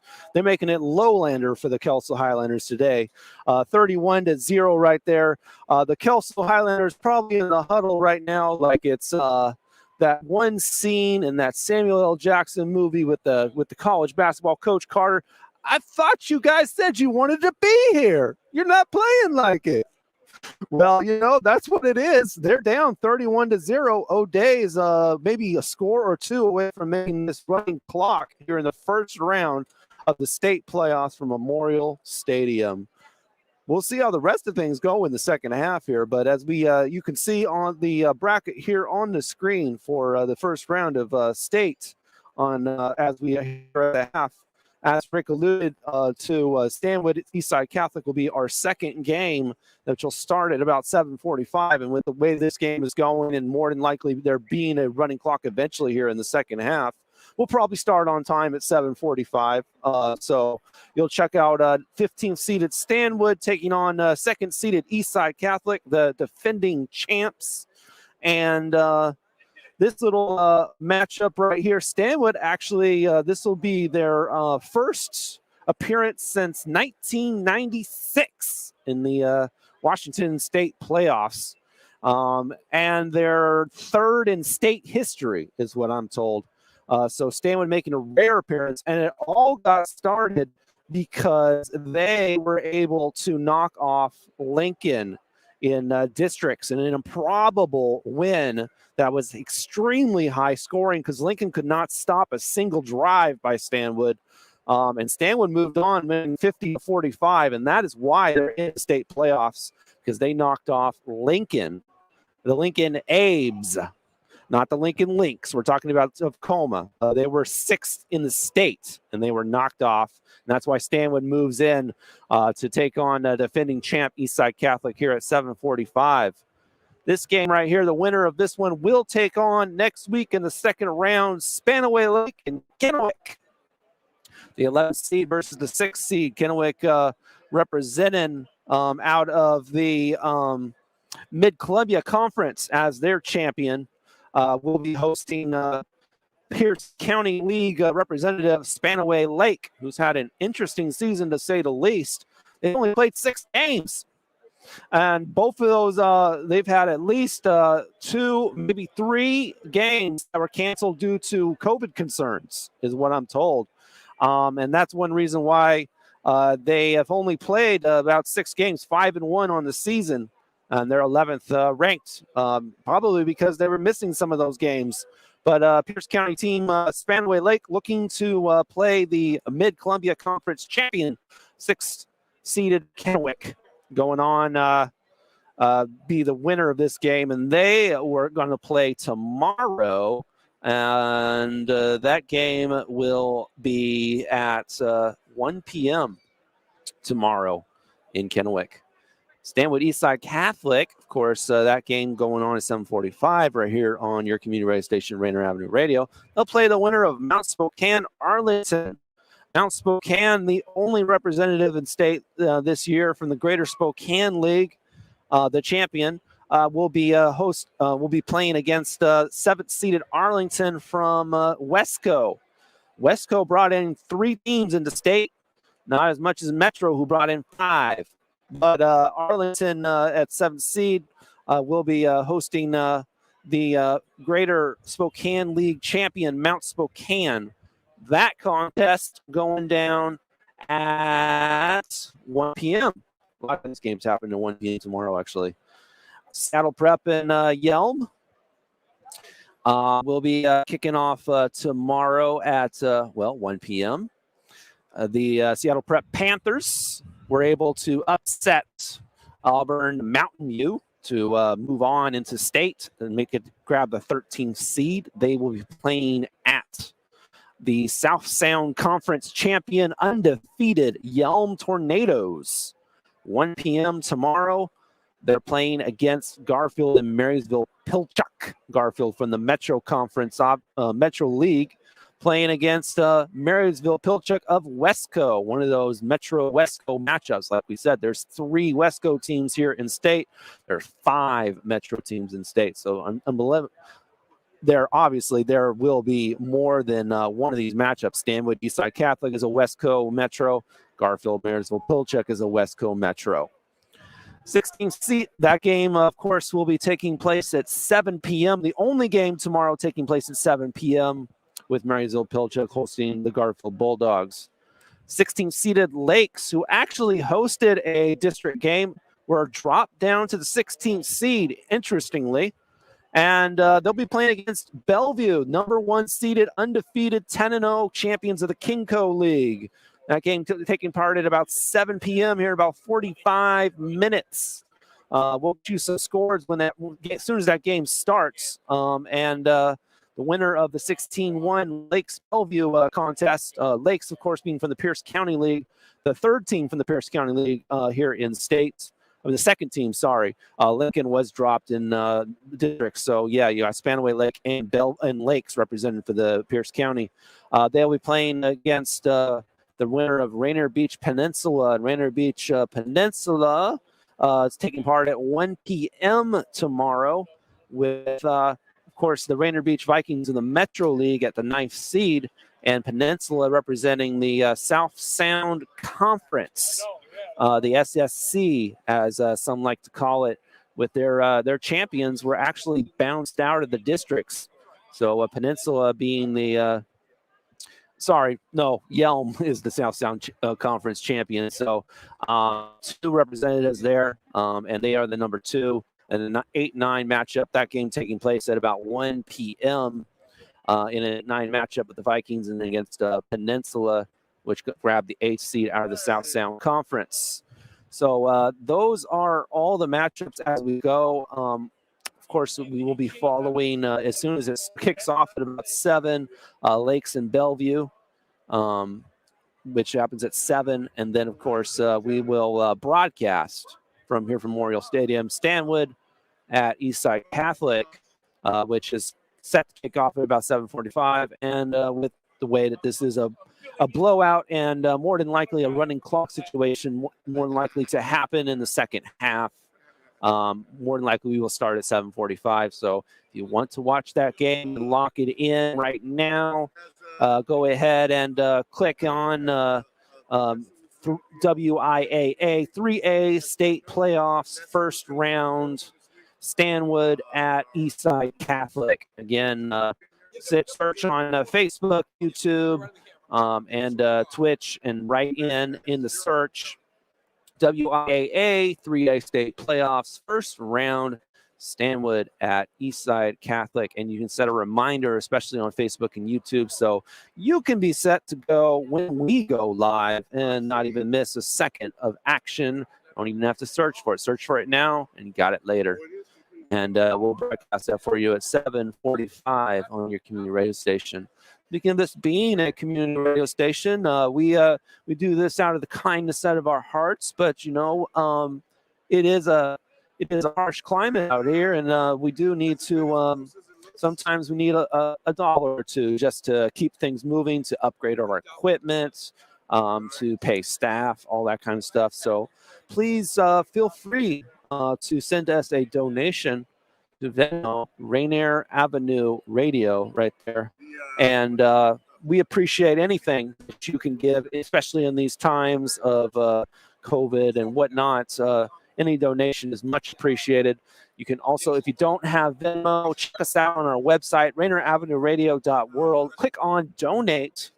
And there are a couple other options for you to possibly provide a coin or two for us to upgrade our equipment, pay our staff, all that kind of stuff. Anything helps us move on and flourish, as it will, as your community radio station. Here at Rainier Avenue Radio, we don't just do sports. We do a multitude of stuff, if you will. We have talk shows, political talk shows, music show genre of all genres, and all different kinds of flavors. Just look at our schedule on our website, RainierAvenueRadio.world. Click on schedule there, and you will see just a plethora of different types of shows and programs, anything that floats your boat. And if you want to do one too, go right ahead and apply. Just go to, like I said, our website, RainierAvenueRadio.world. Click on the menu. There's don't click shows just yet. Just put your cursor on the shows, and it will pull down, and then you can click apply for a show. And we hope to see your application and help you get on the air on your community radio station based out of Seattle. But the great thing is we have a great technology that allows us to have hosts that are not even in Seattle. So even if you're listening in and you don't live in Seattle, you don't have to come in person. You can actually host your show from abroad, and we can make that happen for you as well. So again, if you want to apply for a show, RainierAvenueRadio.world, go to the menu, put your cursor on shows, don't click it. There will be a pull-down menu, then click apply for a show. It's Daniel Bellis here at the half. O'Day already putting the weapon down on Kelso, 31-0 here at the half. And that's 3 minutes away from your second half of action, with the winner of this contest, of course, taking on Spanaway Lake at Kennewick. That game, of course, taking on at 1 p.m. tomorrow for a chance for that winner to play this winner in the second round. And we, of course, will cover the second game of our doubleheader of action with You've got Eastside Catholic. Yeah. I'm trying to get the banner up, but okay. Anyway, Stanwood Eastside Catholic is 7:45, and of course we'll broadcast here on Rainier Avenue Radio, and then plays the winner of Mount Spokane Arlington, which kicks off at 1 p.m. tomorrow, and that will be in the second round. And to fill out the rest of the bracket again for you, if you're just tuning in, Seattle Prep at Yelm right there. That's kicking off at 1 p.m. tomorrow, and they're playing against in the second round the winner of Garfield Marysville Pilchuck, which actually kicks off at 1 p.m. tomorrow. No, 7 p.m. tomorrow. And the 16-1 Lake versus Bellevue, that actually kicks off at 7 here in about 45 minutes. So, of course, as always, we'll get you scores as those develop. As soon as that kicks off at 7, and we'll let you get you updates from that game. And we'll continue those throughout the Stanwood Eastside Catholic game from the 16 versus the 1, Lakes versus Bellevue, going on at 7. And then they will play against Rainier Beach Peninsula winner, which in the second round. The Vikings against Peninsula going down at 1 p.m. tomorrow. At least 4 or 5 games actually playing 1 p.m. tomorrow. 3 of Metro's teams are actually playing on the road. There has been a bit of controversy about the Vikings and their seed. For one, the COVID game that was supposed to be against O'Day and that being counted as a loss, it's been extreme inconsistency in the WIAA's leagues. Some of these league games being counted against teams, some are not counting them. Well, the Rainier Beach staff and head coach Corey Sampson has been very vocal about things on Twitter about how he feels that his seed has been shafted, not only because of the canceled game going against them that they were to play against O'Day, but not only that, but they feel that they deserved a higher seed and possibly a 7 or even to host the game against Peninsula even. So I'm sure the Rainier Beach Vikings will be playing with a lot of fervor tomorrow, to say the least, when they play against the South Sound Conference Peninsula team tomorrow at 1 p.m.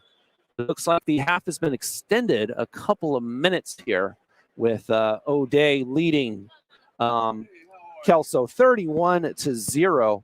And Rick's jumping at the bit to get back and talk Well, here. I know you've been talking about stuff like, hey, I'm here if you need it, but I mean, like, what's your thoughts about Rainier Beach and the seeding and being accounted against with the COVID game, with the inconsistency with other teams? Well, that's I certainly understand and agree with Coach Sampson. Make it consistent, but at the end of the day, you use that to your advantage. So I tell my team, you got something to prove. So go out there tomorrow and you play like you want to prove to this state and those guys making those decisions that we should have been seated higher. Yeah. So use that to your advantage. Now you're the underdog and say, you know what, we're going to show them. But no, I totally agree. And I think Rainier Beach, again, you go out there, you get it done. You go to work, get it done, and you advance. Yeah, definitely. John said, play like your hair's on fire. Yeah. He said, play like your hair's on fire. Wow. Yeah, John could say something about hair. Which also just want to say, the first half of O'Day, typical O'Day fashion, they have kept the ball on the ground, and a couple of instances, really, really went to the air, started the scoring out. And again, I apologize, we stand corrected. At Khalil Holiday opened up the scoring with a 53-yard touchdown run to give the Fighting Irish a 7-0 lead. Jason Brown then put them on the board again with a 4-yard touchdown run. Then in the second quarter, John Kohler hit Gallagher for a 24-yard touchdown pass. And then Khalil Holiday scored once again.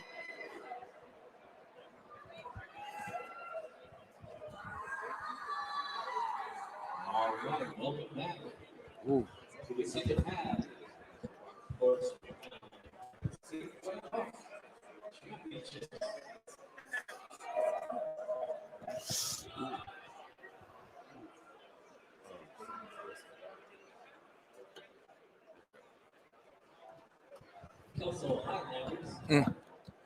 Sorry about that for that delay there.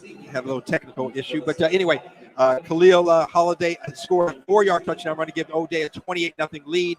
And then the 21-yard field goal for the Fighting Irish. Yep. Severio O'Day Simone and Fighting Irish leading here at halftime 31-0. So, John, a pretty commanding performance by the Fighting Irish. Yeah, nothing fancy. I mean, the most exotic thing you saw when they were running plays is they did a little pitch sweep. Yeah. Nothing fancy, no counters, no nothing. It's straight dive, belly, black, whatever you guys straight ahead. Yeah, well, they're going to line it up. They're going to say, bit. they're going to line it up and say, stop us. Stop us. We got this on. And then, but I like the fact that they mixed in a couple of passing plays there. And John Kohler, again, has a very capable arm. Oh, yeah, he got a very good capable arm. And, found Gallagher for that 24-yard touchdown pass to put the Irish up, the Fighting Irish up 21-0. O'Day won the toss. They deferred. So they will now receive, leading 31-0. And, yeah. Oh my goodness. Oh my goodness. Yeah. The stampede to the end zone begins. Yes, it does. With the kickoff. So So, we're about ready to go here in just a moment, waiting on the officials' whistle. And as Daniel mentioned to you at halftime, stay tuned because you got Stanwood and Eastside Catholic following this game. So a lot of football left to be played here at Memorial Stadium tonight. The kick, it's a high kick, and it's fielded at about the 11-yard line. And finding a seam for the Fighting Irish. And one man to beat is offensive running. And great return. That was number 44, Christian Wynn. And Wynn takes it all the way inside the 35-yard line. Got a flag. Check it, the 36. So let's see, flag being thrown around midfield. So the referee picked up the flag and put it back there to 48. So I think something happened there. Probably, like you said, John, a push or a clip or a holding back at the 48. So that's going to come back. Would have been great. It'd still be good field position, but would have been great field position. So we're waiting. Yep, a hold on the Fighting Irish. So that probably now the ball will be spotted on about the 38-yard line is my guess. And if judging by where, and if that holding was behind the play, why? Yeah, and that's something that Garfield last week in their win had about John. I kid you not, about 8 holding calls, and I think all except one were behind the play. They had advanced, and again, let it go. I was watching it, and I'm saying, why are you holding now? Why just let the guy go? Your back is gone. It's just astounding. Yeah. Yeah. So with that, the Fighting Irish will take over first and 10.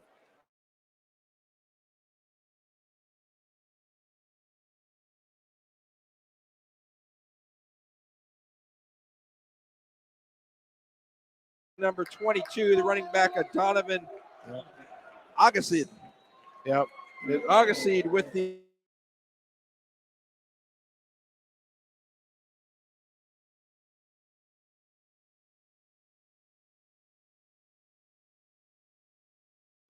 zone, Rick. It does look that way. So we shall see here. Oh man, they go 1, 2, 3, 4, 5, 6, 7 guys on the line of scrimmage. So if you get past if you get past that, you're into the second level, and there's not a lot of help back there. Oh, it's going to happen. Yeah. I mean, it's inevitable. You got 7 guys crowding on the line of scrimmage. You just break that cross, you're gone. Yep. So first down carry gets about 3 yards. The nose of the football on the 48-yard line. So we'll call it second and a long 7 for the Fighting Irish in Islander territory, leading 31-0 here at the start of the second half.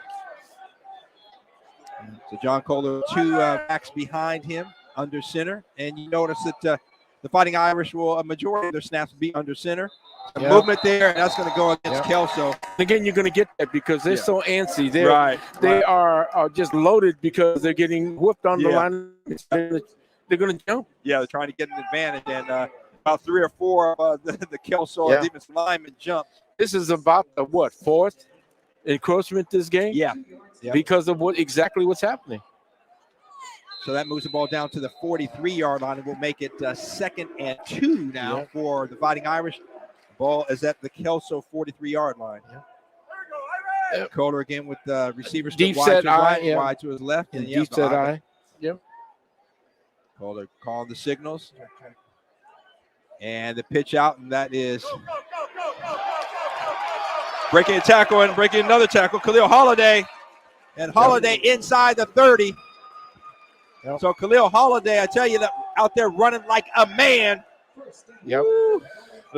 He is like a man hard possessed. man to bring down. Yes, he is. Again, nothing exotic. That's the most exotic. That's the most exotic play they run is a little pitch sweep. Well, if you're a USC fan, a student body right, student body left. Pitch it out, pull a guard maybe, and have the lead back, have the fullback leading the way. But there's nothing fancy about that. That's just basic run football, and like I said. It's either direct handoff. There's nothing counter, none of that fake. Oh my goodness! Handoff inside, quick pitch, and I should say handoff, and all the way down inside the 5-yard line. That was number 22 to the 3. Xavier Johnson Mitchell. We'll check that now. I think he's at the I three. checked that. No, two, check yeah. that's Donovan. There's two number 22s listed on the roster, and I believe that was Donovan Agassi, Yeah. 5'9", 212-pound senior running back. Boy, he broke a couple tackles Yeah, to he make did that off one the there. right side. It was Yes. just a direct handoff, and And, man, he he's- was off and running. When Takes he- it all the way down to the 3-yard line. Yep, 3-yard line. And so the irresistible force meets the movable object. the movable object in this case. Oh, And then touchdown. Agassi, Oh, he was not touchdown. touching it. He just walks in. Yeah, Donovan Agassi yeah. with the touchdown. The and only person that touched him was the referee because he handed him the ball. Really? So that makes it 37-0. The Fighting Yeah. Irish looking with the extra point to make it a 38-0 lead here. That's with only 3 minutes. 3 minutes gone in this quarter. That's not looking good for the visiting team. But hey, come on, keep your spirits up, Kelso. Keep your spirits up.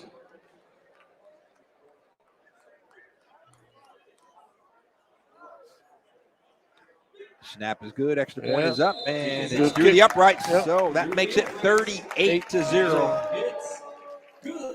Well, like I said, we're getting near that. It's going to be almost impossible for O'Day not to score another touchdown, get that 45 point, that 40-plus, rule. Yeah. Where they run the clock. Well, whether it's a touchdown or a field goal, the next score by the Fighting Irish, even a safety, Yep. it's that 40-point threshold, Yep. and the mercy rule and the clock will run from that point forward. Yep. But right now we've got 9:11 left to play in the third quarter. O'Day leading 38-0. And that's unfortunate because that means there's 3/4 of a quarter and a quarter left that Kelso has to endure. And like I said, I don't want to make fun of them, but I mean, they're overmatched. This is one of those classic overmatches, and these are high school kids. Yeah. And it's tough. So deep for Kelso to receive the kick, number 11, Kobe Cooper, number 3, Connor Noah, and I believe number 7, Kale Franzen. So the three of them, along with number 14, Judah Calixte, all back to receive the kick. And you know what happens? You say, oh, put the reserves in, put the alternates in. So guess what they want to do? They want to run up the score. Exactly. So it just works against you. It's just incredible. Kick fielded at about the 11-yard line. Nice That was run. Kobe Oh, Cooper. Cooper. Cooper provides some room on the Nice right run. side. Oh, got Out it up across to- the 30 to about the 35-yard line, maybe Good the run. 36. Good run. So a good return Now he by didn't Kobe stop. Cooper. He didn't once he stop. got the Right, ball, he right. took off. And that's what you have to do. Again, you're gonna either hit a seam or you're gonna get popped. Yep. But either way, so just go ahead and get it done. Don't stop. Because even when you stop, guys are coming down full speed. You're gonna Yep. get popped. So it's like, go deliver the blow. That was always that was certainly my philosophy. Yep. Even at the slight weight that I was in high school, 150 something. Yeah. Hand off the left side. That's Connor Noah. And Noah, not a lot of room, maybe a couple of yards out to the 40 or 39. Got to give it to him. He's running hard. He's a little guy. He's not that big, but he's running hard. Yeah, Connor Noah stands 5'11", 190. Yep. The junior. And again, one of the things, John, I appreciate what we've seen in the high school sports is these kids no quit. Doesn't matter what the score is, they're out there competing, and that's a good sign. Not sulking, getting out and saying, hey, you know what? Spread. I got pride. I'm gonna keep playing. Yep. They got a spread offense going. So Latier looking to his right and just throws it out of bounds. Nothing. No one is open. Nope.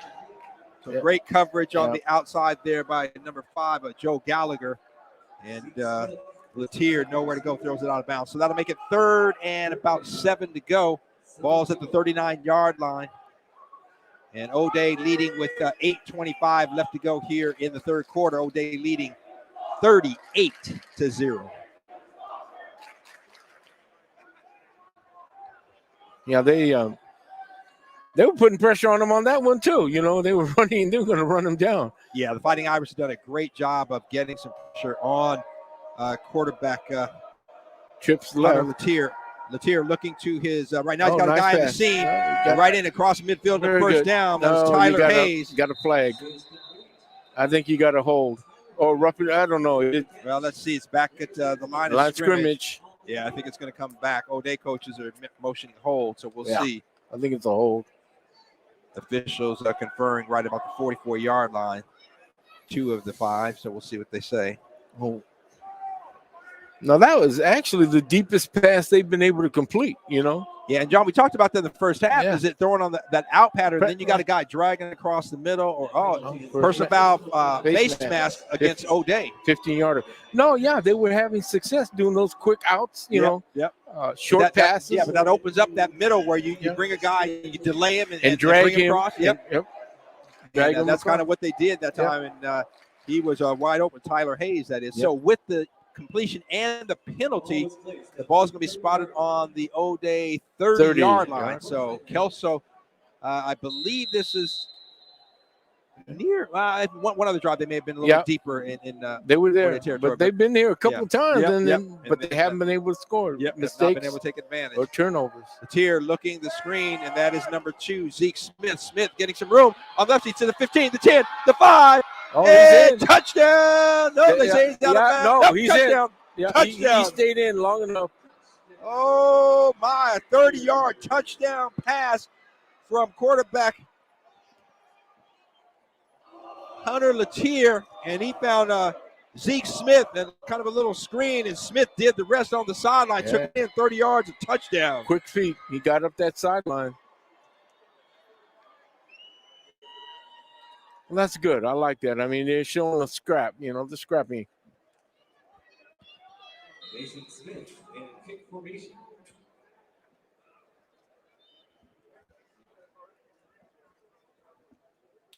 Extra point snap is good, but I think it was blocked. I think it was. And it's short. Yeah. Yep, it was blocked. No good. Yep. So that's going to make it 38-6 with 7:56 left to go here in quarter number 3. The Kelso Highlanders finally on the scoreboard, a 30-yard touchdown pass from quarterback Hunter Latier to Zeke Smith. That was beautiful, but the only problem is Kelso has to kick the ball back to O'Day. yeah, and you got to stop the Fighting Irish. Yeah, and you got to stop something that the Highlander defense has not been able to do all night long. Nope. That was a good play, though. I mean, you know, it just opened up, and the guy took advantage of it and got up that sideline, cut over. And he wanted to score because he dove. Oh, yeah. He dove across that pile and made sure and got in there for the touchdown. For those of you watching, he looked like he was, skydiving. He took off. He took off. Yes, he did. And that's good. There'll be no denying my touchdown here. He's scrappy. That's good. Didn't give up. So I want to remind those of you that are tuning in, stay with us because following this game, Stanwood and Eastside Catholic, the number 2 ranked team in the state. And I believe Stanwood, if I'm not mistaken, is ranked number 15. I think 15 or 16. 15. Yep. So Stanwood, Eastside Catholic. But right now, O'Day and Kelso, the onside kick, and it is fielded right there at about midfield. We'll call it the 48 by the Fighting Irish. Now, if I was that guy for O'Day and the ball came to me like that, I'd be running up the field. I ain't gonna lay down. Right. It bounced up. He had it. He was in a standing position. It just went down on the ground. This will be the only time in your football career alive. But this is my chance to run, baby. I'm taking it. You get your name in the paper, you know. Yeah. But he did what he is coached to do. That is get on the ball, cover it up, and make sure you secure it. And he did that. Got in that fetal position, wrapped his legs around. You know, that's what you do. But I would have taken that thing. I never did that, John. Come on. Man, I'm like, please. I used to get in so much trouble. Yeah. I'll tell you a story in a minute. But the pitch back. Short pitch. Oh, nice. Cut back, though, man. He cut back up inside. Yeah, that was number 44, Christian Wynn in at running back, the sophomore. Across midfield, picks up about 4 yards to the 48. That is a great run because he was speeding outside and he made that cut upfield. Yeah, made the cut. Yeah, my God. Yeah. You know, we used to do kind of the fumble drill. I remember Rainier, Little League, and I remember it was a game. We had all white uniforms. It was dirty out there, so I was quick. So got up, the whistle blew, and I didn't jump on the ball. I grabbed it up. Yeah, I know. Well, coach, that wasn't good. Blew the whistle, come back. Nope, Dupree, you got it. They used to call me Ivory Snow. Yeah, because you were so clean. Yeah, and that wasn't because I was on the bench, but they made me jump there. I was so hot, boy. I tell you what. mess before the game. You messed with my look up, coach. Well, that was the whole point. Yeah. Get dirty, Right, fight, right. scrap. But I never want to get dirty, man. Come on. You know those guys that reach for the ball like this, instead No. of jumping on. No. Hey, no. Hey, tell you what, man. I tiptoed. I scooped that ball because I was quicker than who I was going to. I knew you couldn't beat me to the ball. Yeah, let me tell you. But So the gain on the play there to be a third.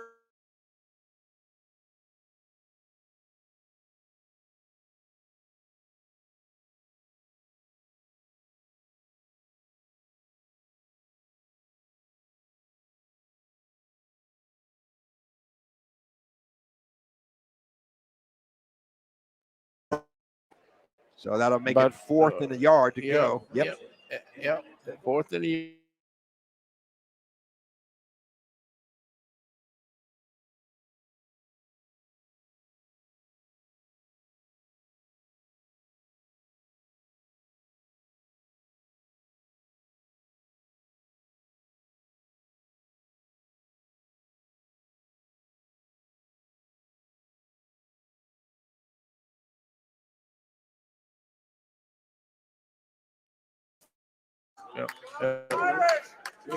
So turning the clock away, John, 5:52 left to go in the third quarter, I should say. The second half just underway, or halfway through this third quarter, and referee wants a timeout. It looks like he's made it by where they spotted, but they're they brought it back though. Good. That's a horrible spot. I mean.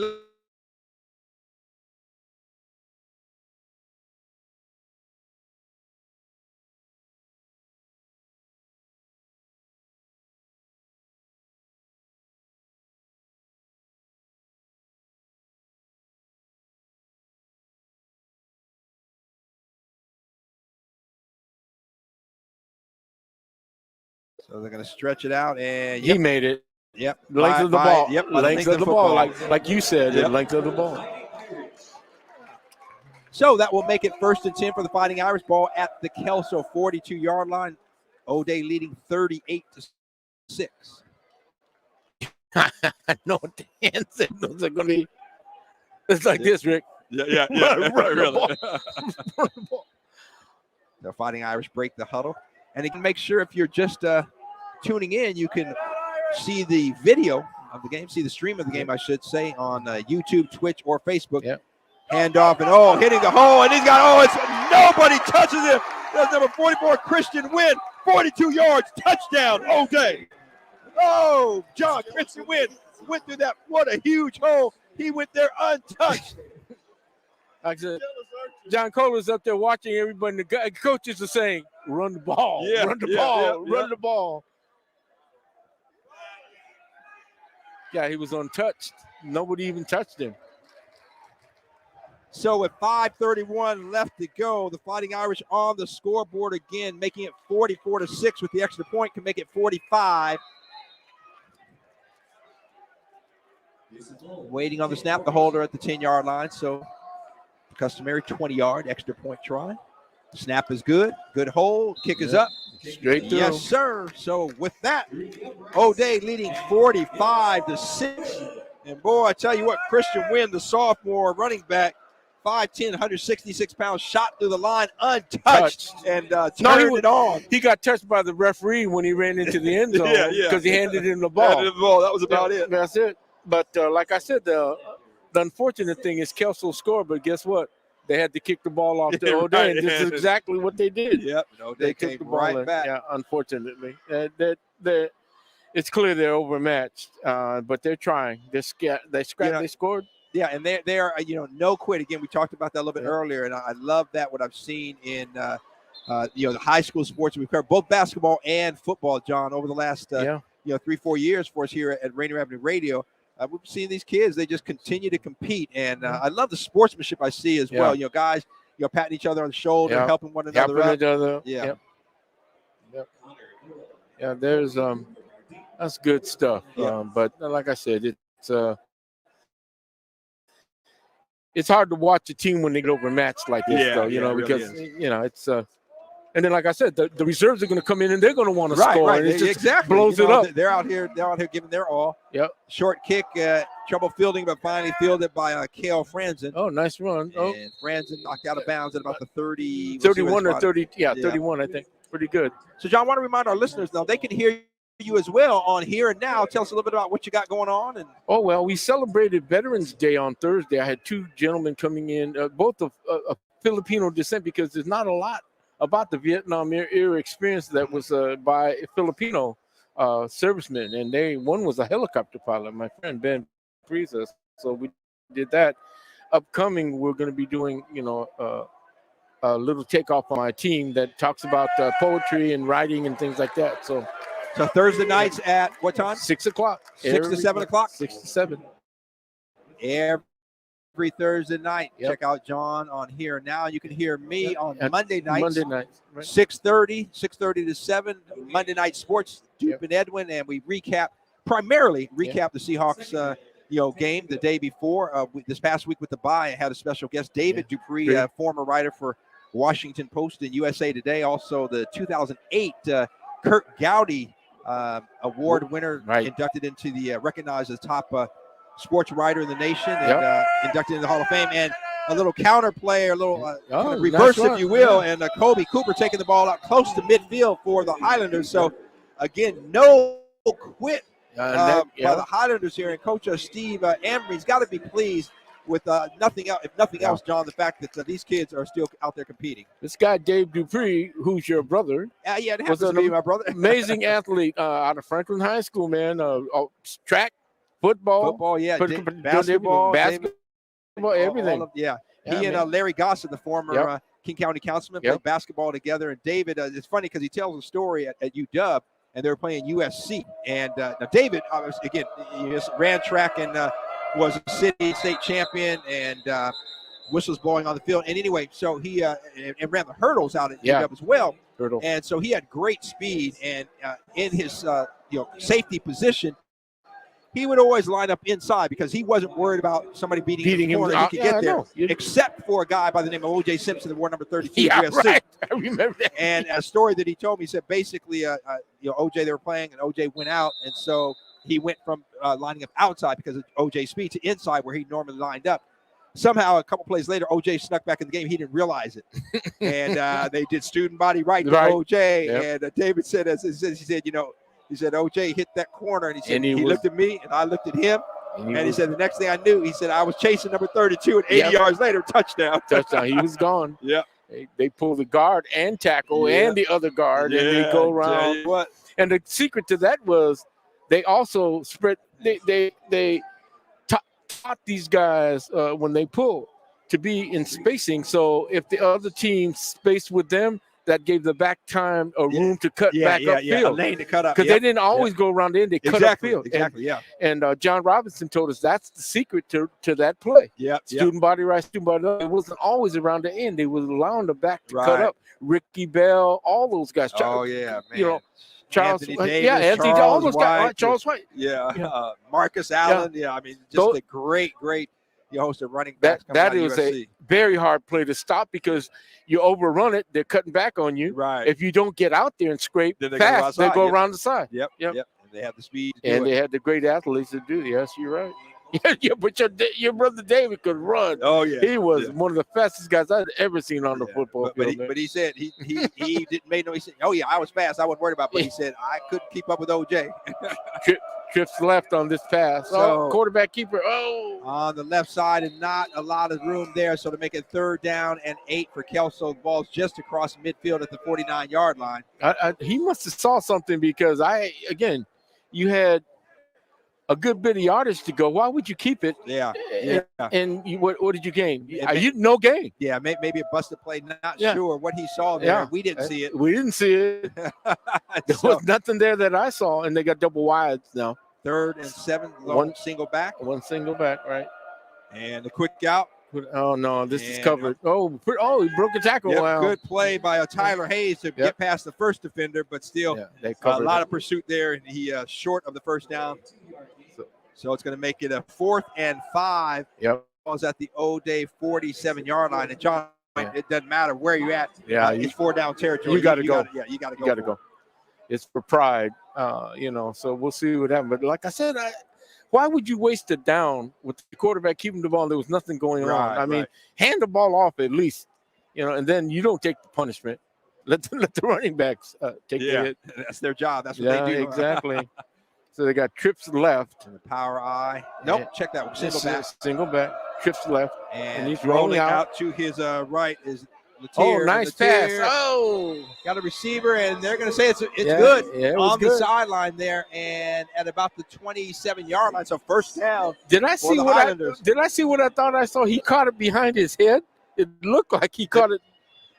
That was a real interesting, but it's a great pass because it's going out of bounds. Yeah. If he doesn't catch it, it won't get intercepted. And that was a fourth down play. They needed that first down, and he got it. So first down for the Highlanders at the Fighting Irish 27-yard line. And I see 1, 2, 3, 6, 7 kids, 7 O'Day kids that are reserves. They're not the starters.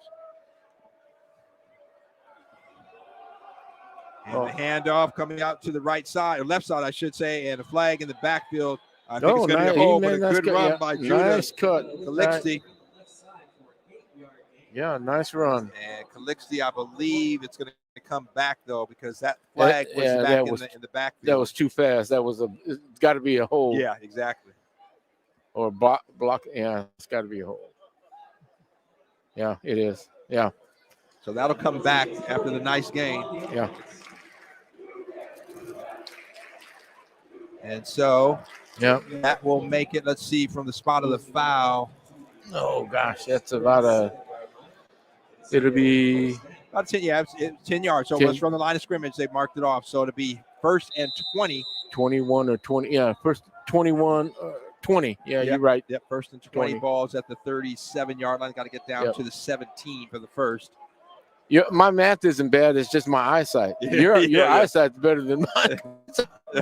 You're looking way across the field, man. Yeah. Trying to make it out. Trips left. Oh, here comes the rush. They got the ball. Down. Yeah. Oh, good play there. That was number 38. He tipped it. Yeah, Brendan Murphy coming in and got his hand on the pass and knocked it down incomplete or tipped it. Yep. And falls incomplete, so that'll make it 2nd and 20. It would have been hard for that quarterback to make a good pass because he was getting rushed. He was under pressure. He was under duress big time. Yep. So 2nd and 20 to go. 2:15 left to go in the third quarter. O'Day leading 45-6 over the Kelso Highlanders. Double wides on each side. One setback. Here looking. And now the quick screen, a little bit high and not able to pull it down as Kale Franzen, and probably pretty good because coming up was Kyan McDonald. That would have been no gain. Yeah, McDonald would have laid a shot on him. And no gain with a big hit. Yeah. And the receiver goes back, thanks for the pass, but don't do that again. Right, exactly. So it'll be 3rd and 20 for the Highlanders at the Fighting Irish 37-yard line. But, the quarterback's got to – the Highlanders got to – make O'Day respond and get vertical, but he doesn't have enough time for a long pass. Yeah. So he's in the gun. Hold on, I believe we got a timeout on the field. I think it's going to be timeout. Yep. The Highlanders call a timeout. But you see what I'm saying? Yeah. If you can't force them to change their coverage because you don't have time to throw the ball, I mean, that puts you in the hole. Yeah, it really does. And just not having that time. And so even though Latier is in the gun, the snaps have improved, but still some of the snaps are low. So that's taking some time right there. And then he's getting rushed. And then, he is rushed big time. O'Day is just able to get through that off the line of Kelso and get the pressure on Latier every time he's back. So, one of the things I would do, John, again, you run the rollout. He's a right-handed, and they've had him roll out some, whether it was by design or just running for his life. Yep. But I would do by design. And so what you want to do is you can have him roll, and then you can also have your lineman peel back a little bit, and they're getting those guys coming. So you got to change. But like I said, if you don't have enough time to get vertical routes, you're gonna have to do something. Go underneath or something like you said, roll and throw. And they had some success with that little drag pattern, but they haven't run it again.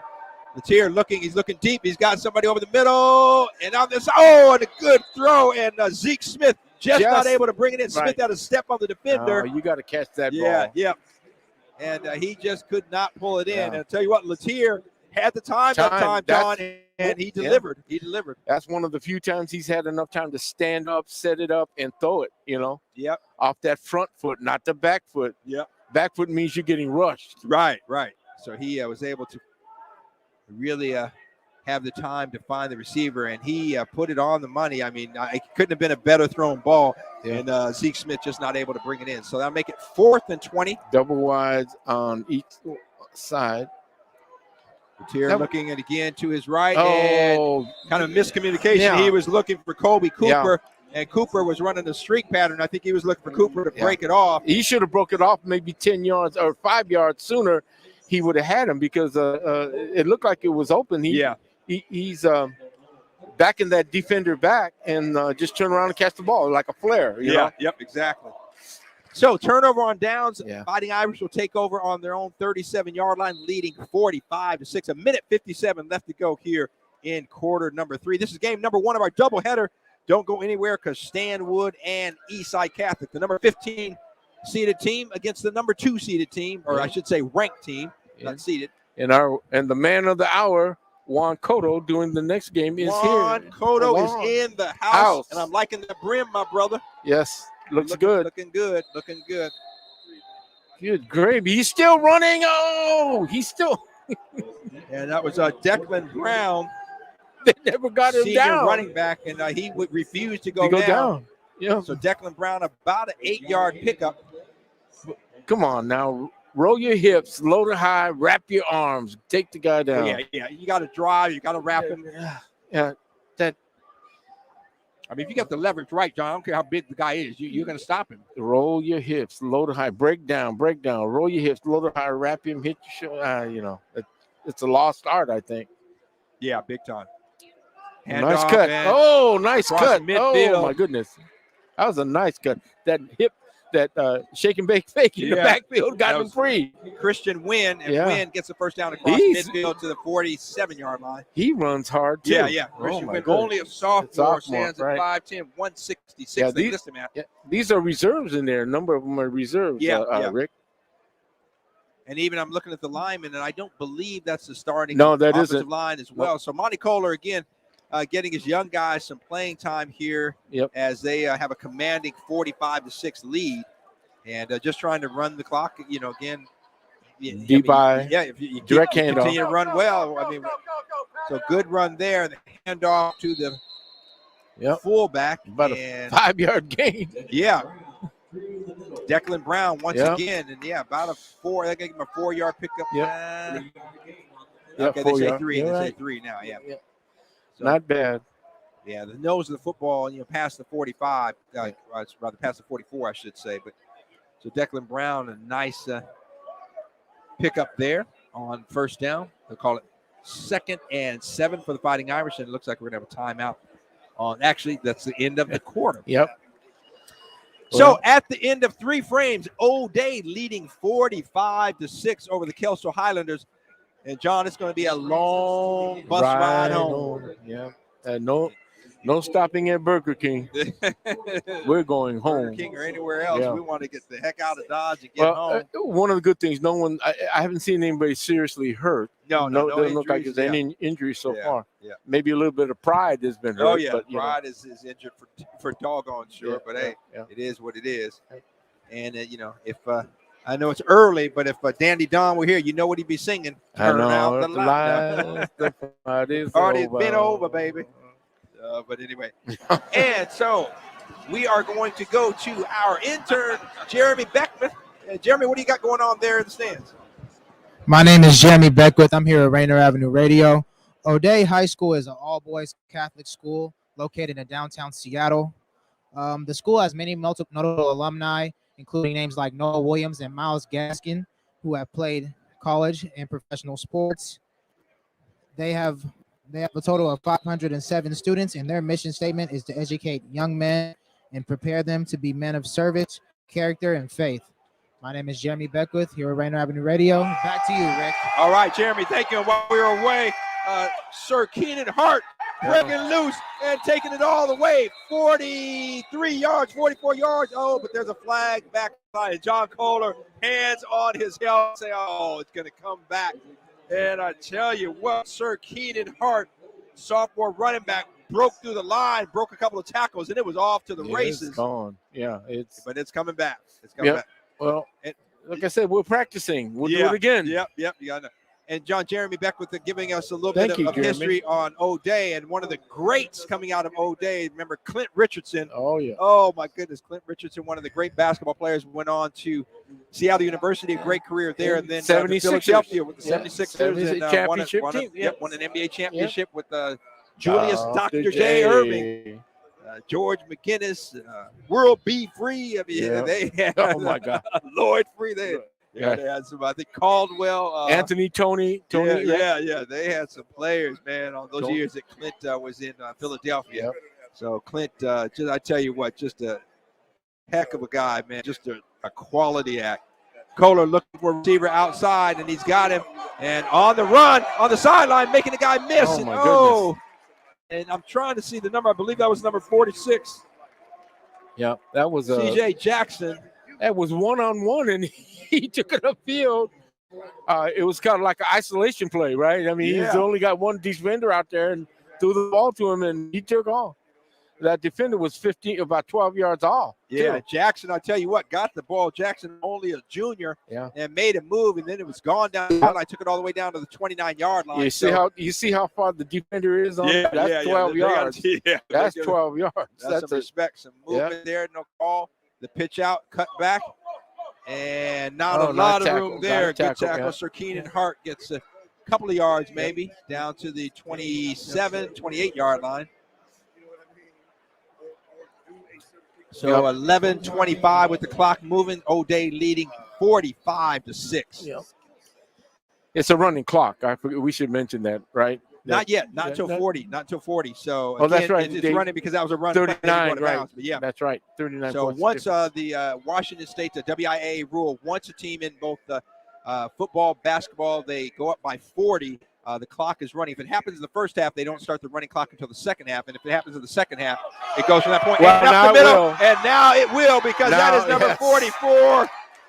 Christian Wynn, another touchdown, 28 yards. And Christian Wynn showing some speed there. Once again, 28 yards, touchdown. Christian Wynn has had the last couple of scores for O'Day, a 42-yarder, and now that one, a 28 yarder. 28 yards. But like I said, they got that touchdown, but it got called back while that was practice. Now we're going to do it again. Yeah. And they just did. Yeah, it's going to be a running clock.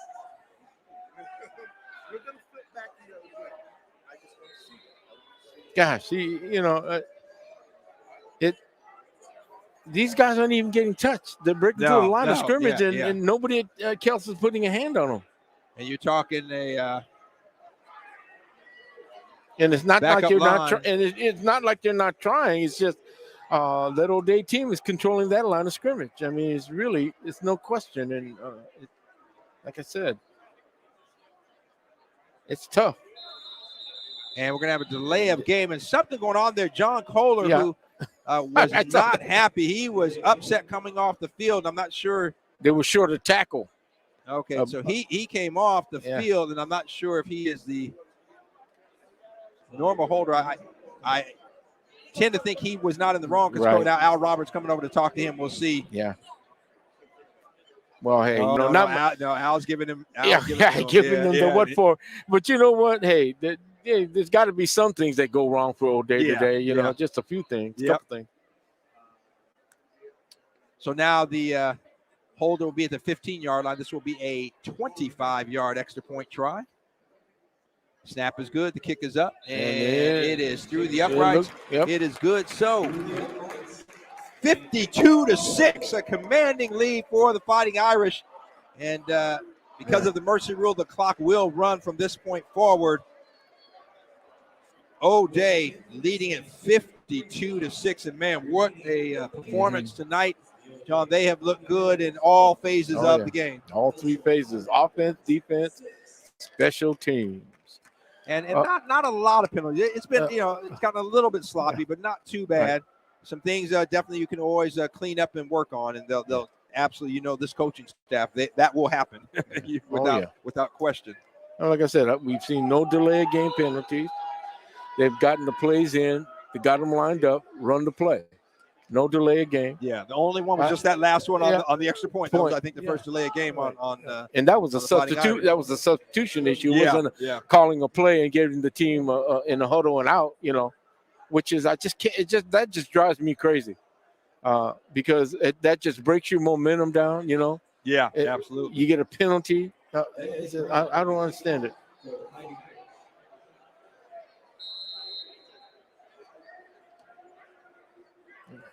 It's a short kick.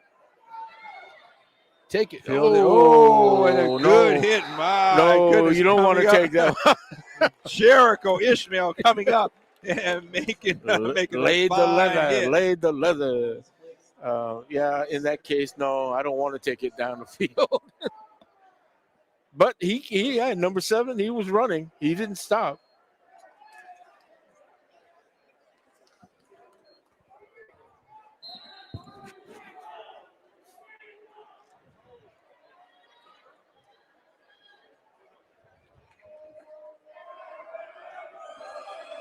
Yeah, there's quite a few reserves in there, Rick, for O'Day. And the pass and a flea flicker. Oh, and it's going to be going for 6 points. Oh, what a play. The pass to Zeke Smith. And flicked it over to, kind of tossed it over to Connor Noah. And, man, touchdown, Kelso. Yeah. What a well-run play. I said flea flicker, but it's not a flea flicker, John. That's a kind of, what do they call that? Like hook and ladder. Hook and ladder, that's what's called. Oh, why didn't they do that earlier? Really? I mean, they could have done it earlier and could have even, you know what I'm saying, broke down the dominance of O'Day because it would have caught him off guard. But hey, so extra point is up, man. It is good. Kick goes and it's good.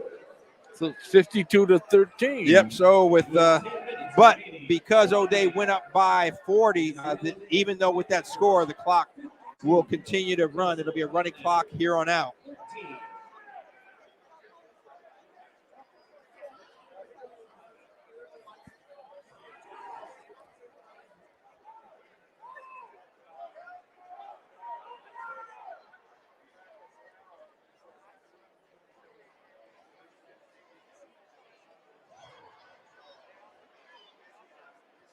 When I think about that, this is one of those games where you're going to get a workout if you're a referee or an umpire or an official, because you're going to be running up and down the field. And I got to hand it to these guys. They stayed in it. Yep. They have continued to compete.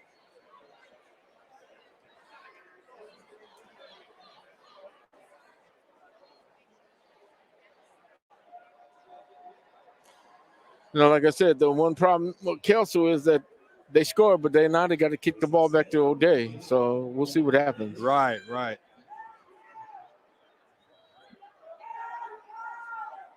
Christian wins deep.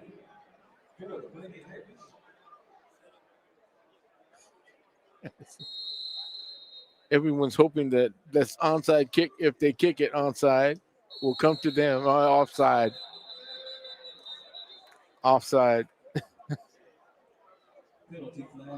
Kelso was offside on the kickoff. Yeah. So, they will come back and again, wanting to make a play. Yeah. And a little anxious there. They're doing what we call a pooch punt or bunt punt kind of thing. They're trying to hit it over the top, not deep, but over that front line and run under it and try to get it. So we'll see.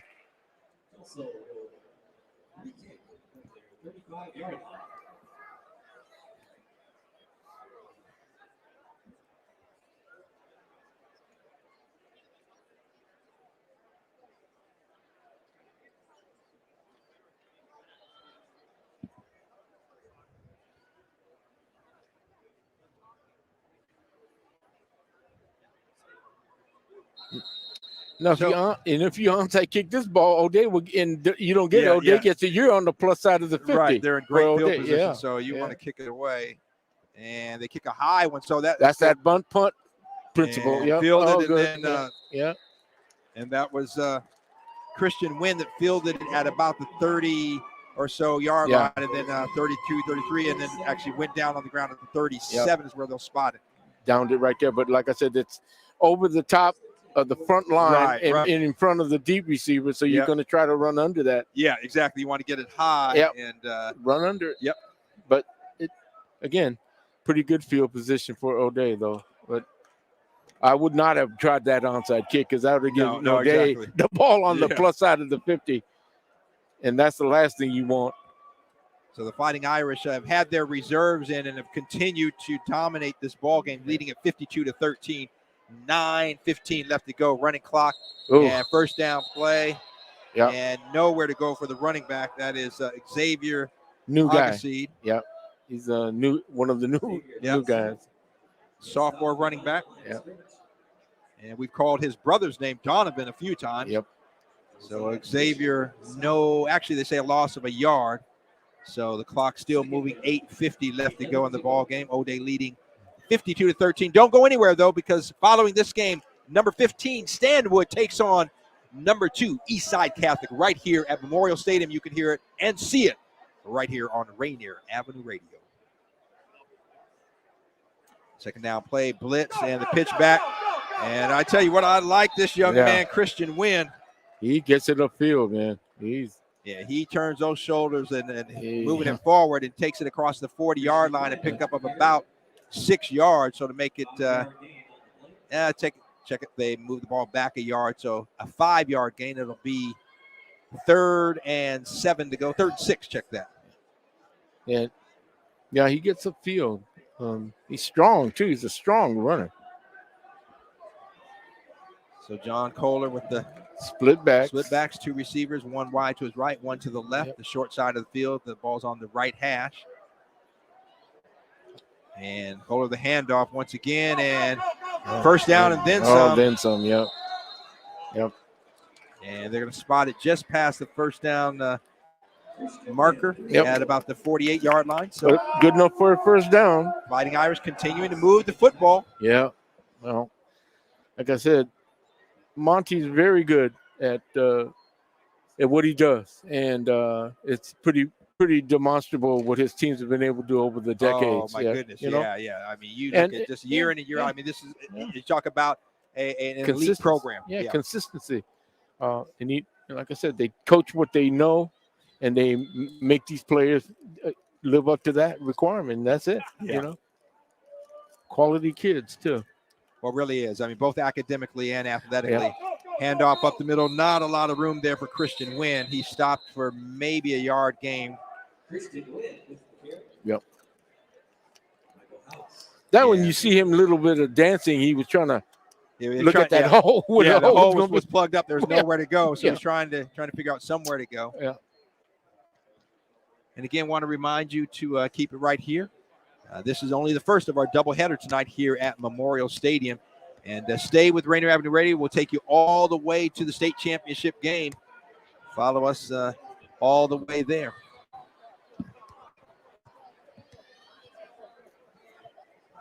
John Kohler, the pitch out. And Wynn's got some room. Still on his feet across midfield, across the 45. And Christian Wynn close to a first down. Boy, I tell you what, he hit that hole, John. Got the pitch, and he was up in that hole in a hurry. One guy cannot take him down. He is a hard runner. So he takes it down to the Kelso 44-yard line. That'll make it 3rd and 2 for the Fighting Irish.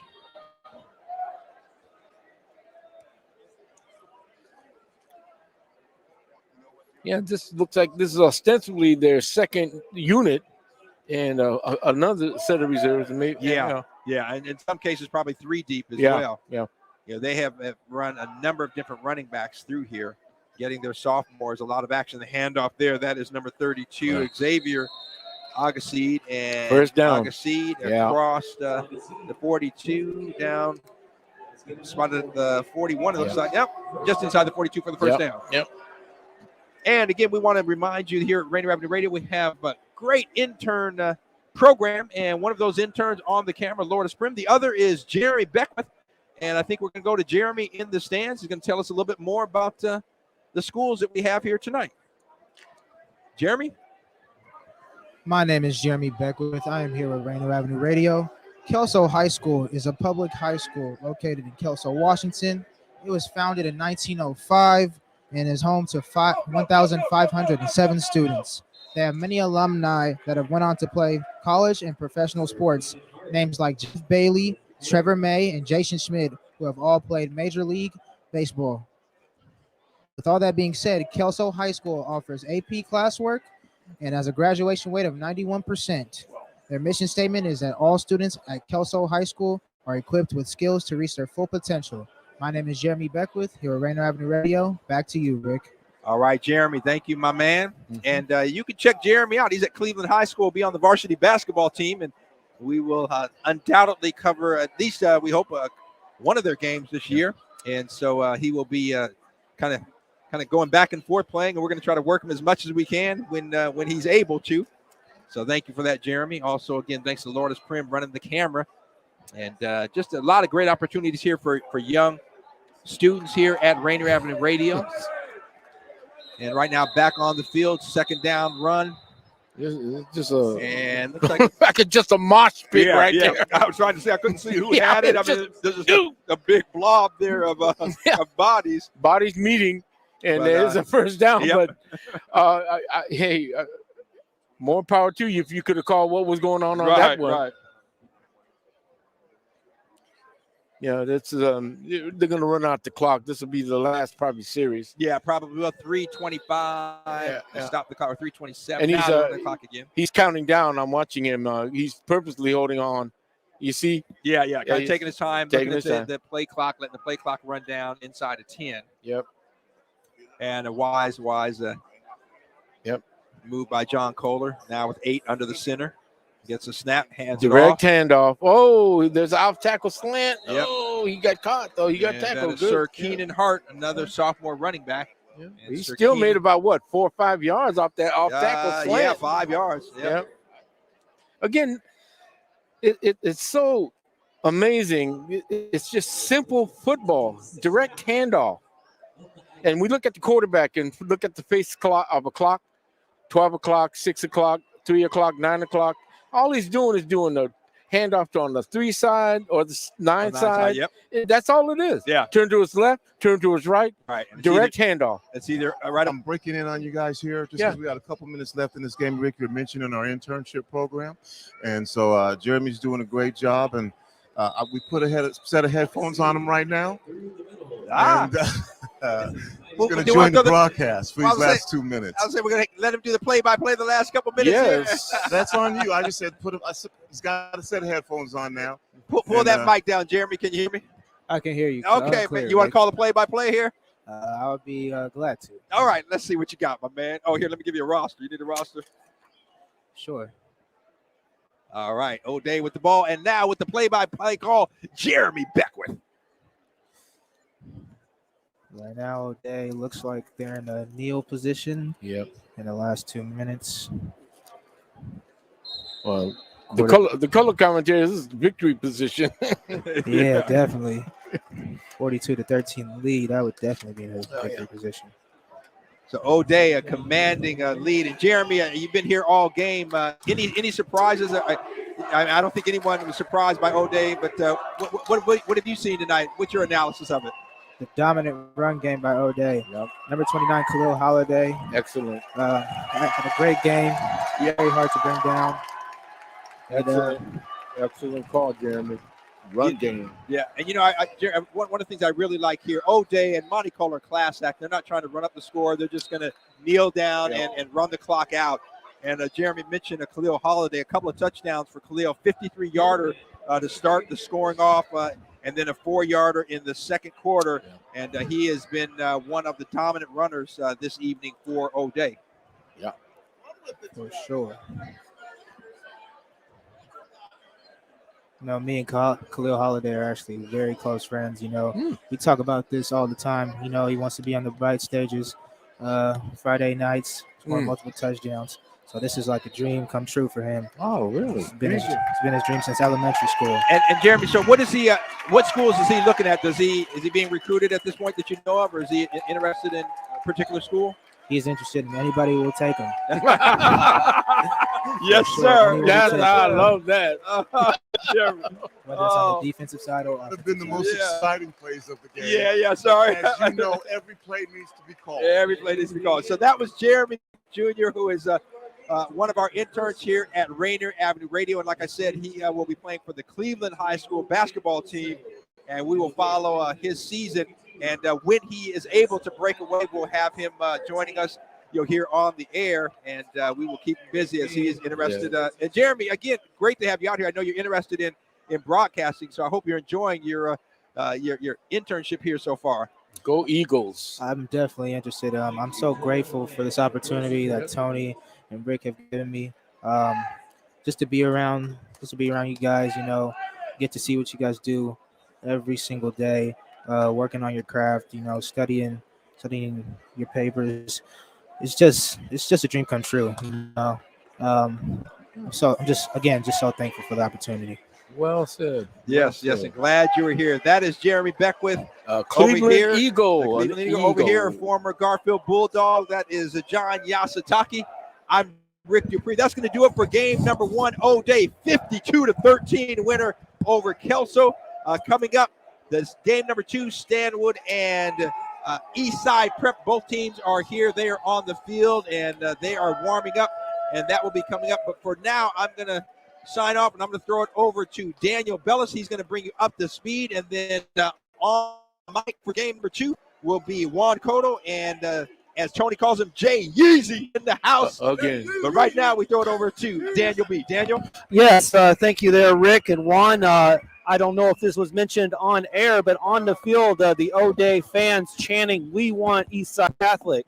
Well, you're for that opportunity to happen, both O'Day has to win next round, and Eastside Catholic needs to beat Stanwood, and they need to beat their next opponent. So potentially, this could happen in the third round. O'Day versus Eastside Catholic in the best way it can happen is in the third round of states, in the round of the Final Four. That could possibly happen with Eastside Catholic and O'Day meeting again, and O'Day having the opportunity for a rematch. This has been the most points O'Day has scored all season. They put up 48 and they've put up 49 before, but they put up 52 today against Kelso, eliminating them from state for the second year in a row. There was no state in 2020, but in 2019, this same event happened. Although it was a complete, a complete shutout in 2019. So Kelso putting up some points this year around. This improves Metro's record this year so far in the postseason to an impressive 6-1 so far, dropping the Greater St. Helens to 1-2. An update on the 16-1 matchup, Lakes versus Bellevue. In the first minute of the game, Lakes rushing in with an 80-yard touchdown to make it 7-0 over Bellevue. Bellevue ties it up with 9 minutes left. It is now 7-7. 9 minutes left in the first quarter. Bellevue and Lakes all knotted up. We'll see how that transpires the rest of the game. But we're going to take a short little break and come back with you at 7:45. Check it out on YouTube, Facebook, and Twitch. Just search Rainier Avenue Radio's Facebook, YouTube, and Twitch, and put in your search engine WIAA 3A State Playoffs First Round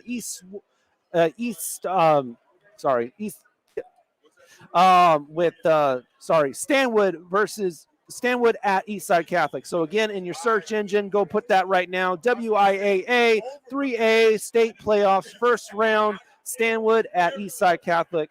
And set a reminder, and you'll get a reminder as soon as we go live at 7:45 right here on your community radio station, Rainier Avenue Radio. For now, we're going to take you to pre-recorded content from Real Estate and Money. So if you're looking to invest or buy a house and you want to find out everything you need to know, they got it for you. So go tune over to the Rainier Avenue Radio stream on our app, Rainier Avenue Radio, iPhone, Android users, and also our website, RainierAvenueRadio.world. This is Daniel Bellis here from Memorial Stadium. We'll be back with Game 2 of our doubleheader, Eastside Catholic and Stanwood, the 2:15 matchup. right here at 7:45. Thank you. Enjoy Real Estate and Money. See you at 7:45.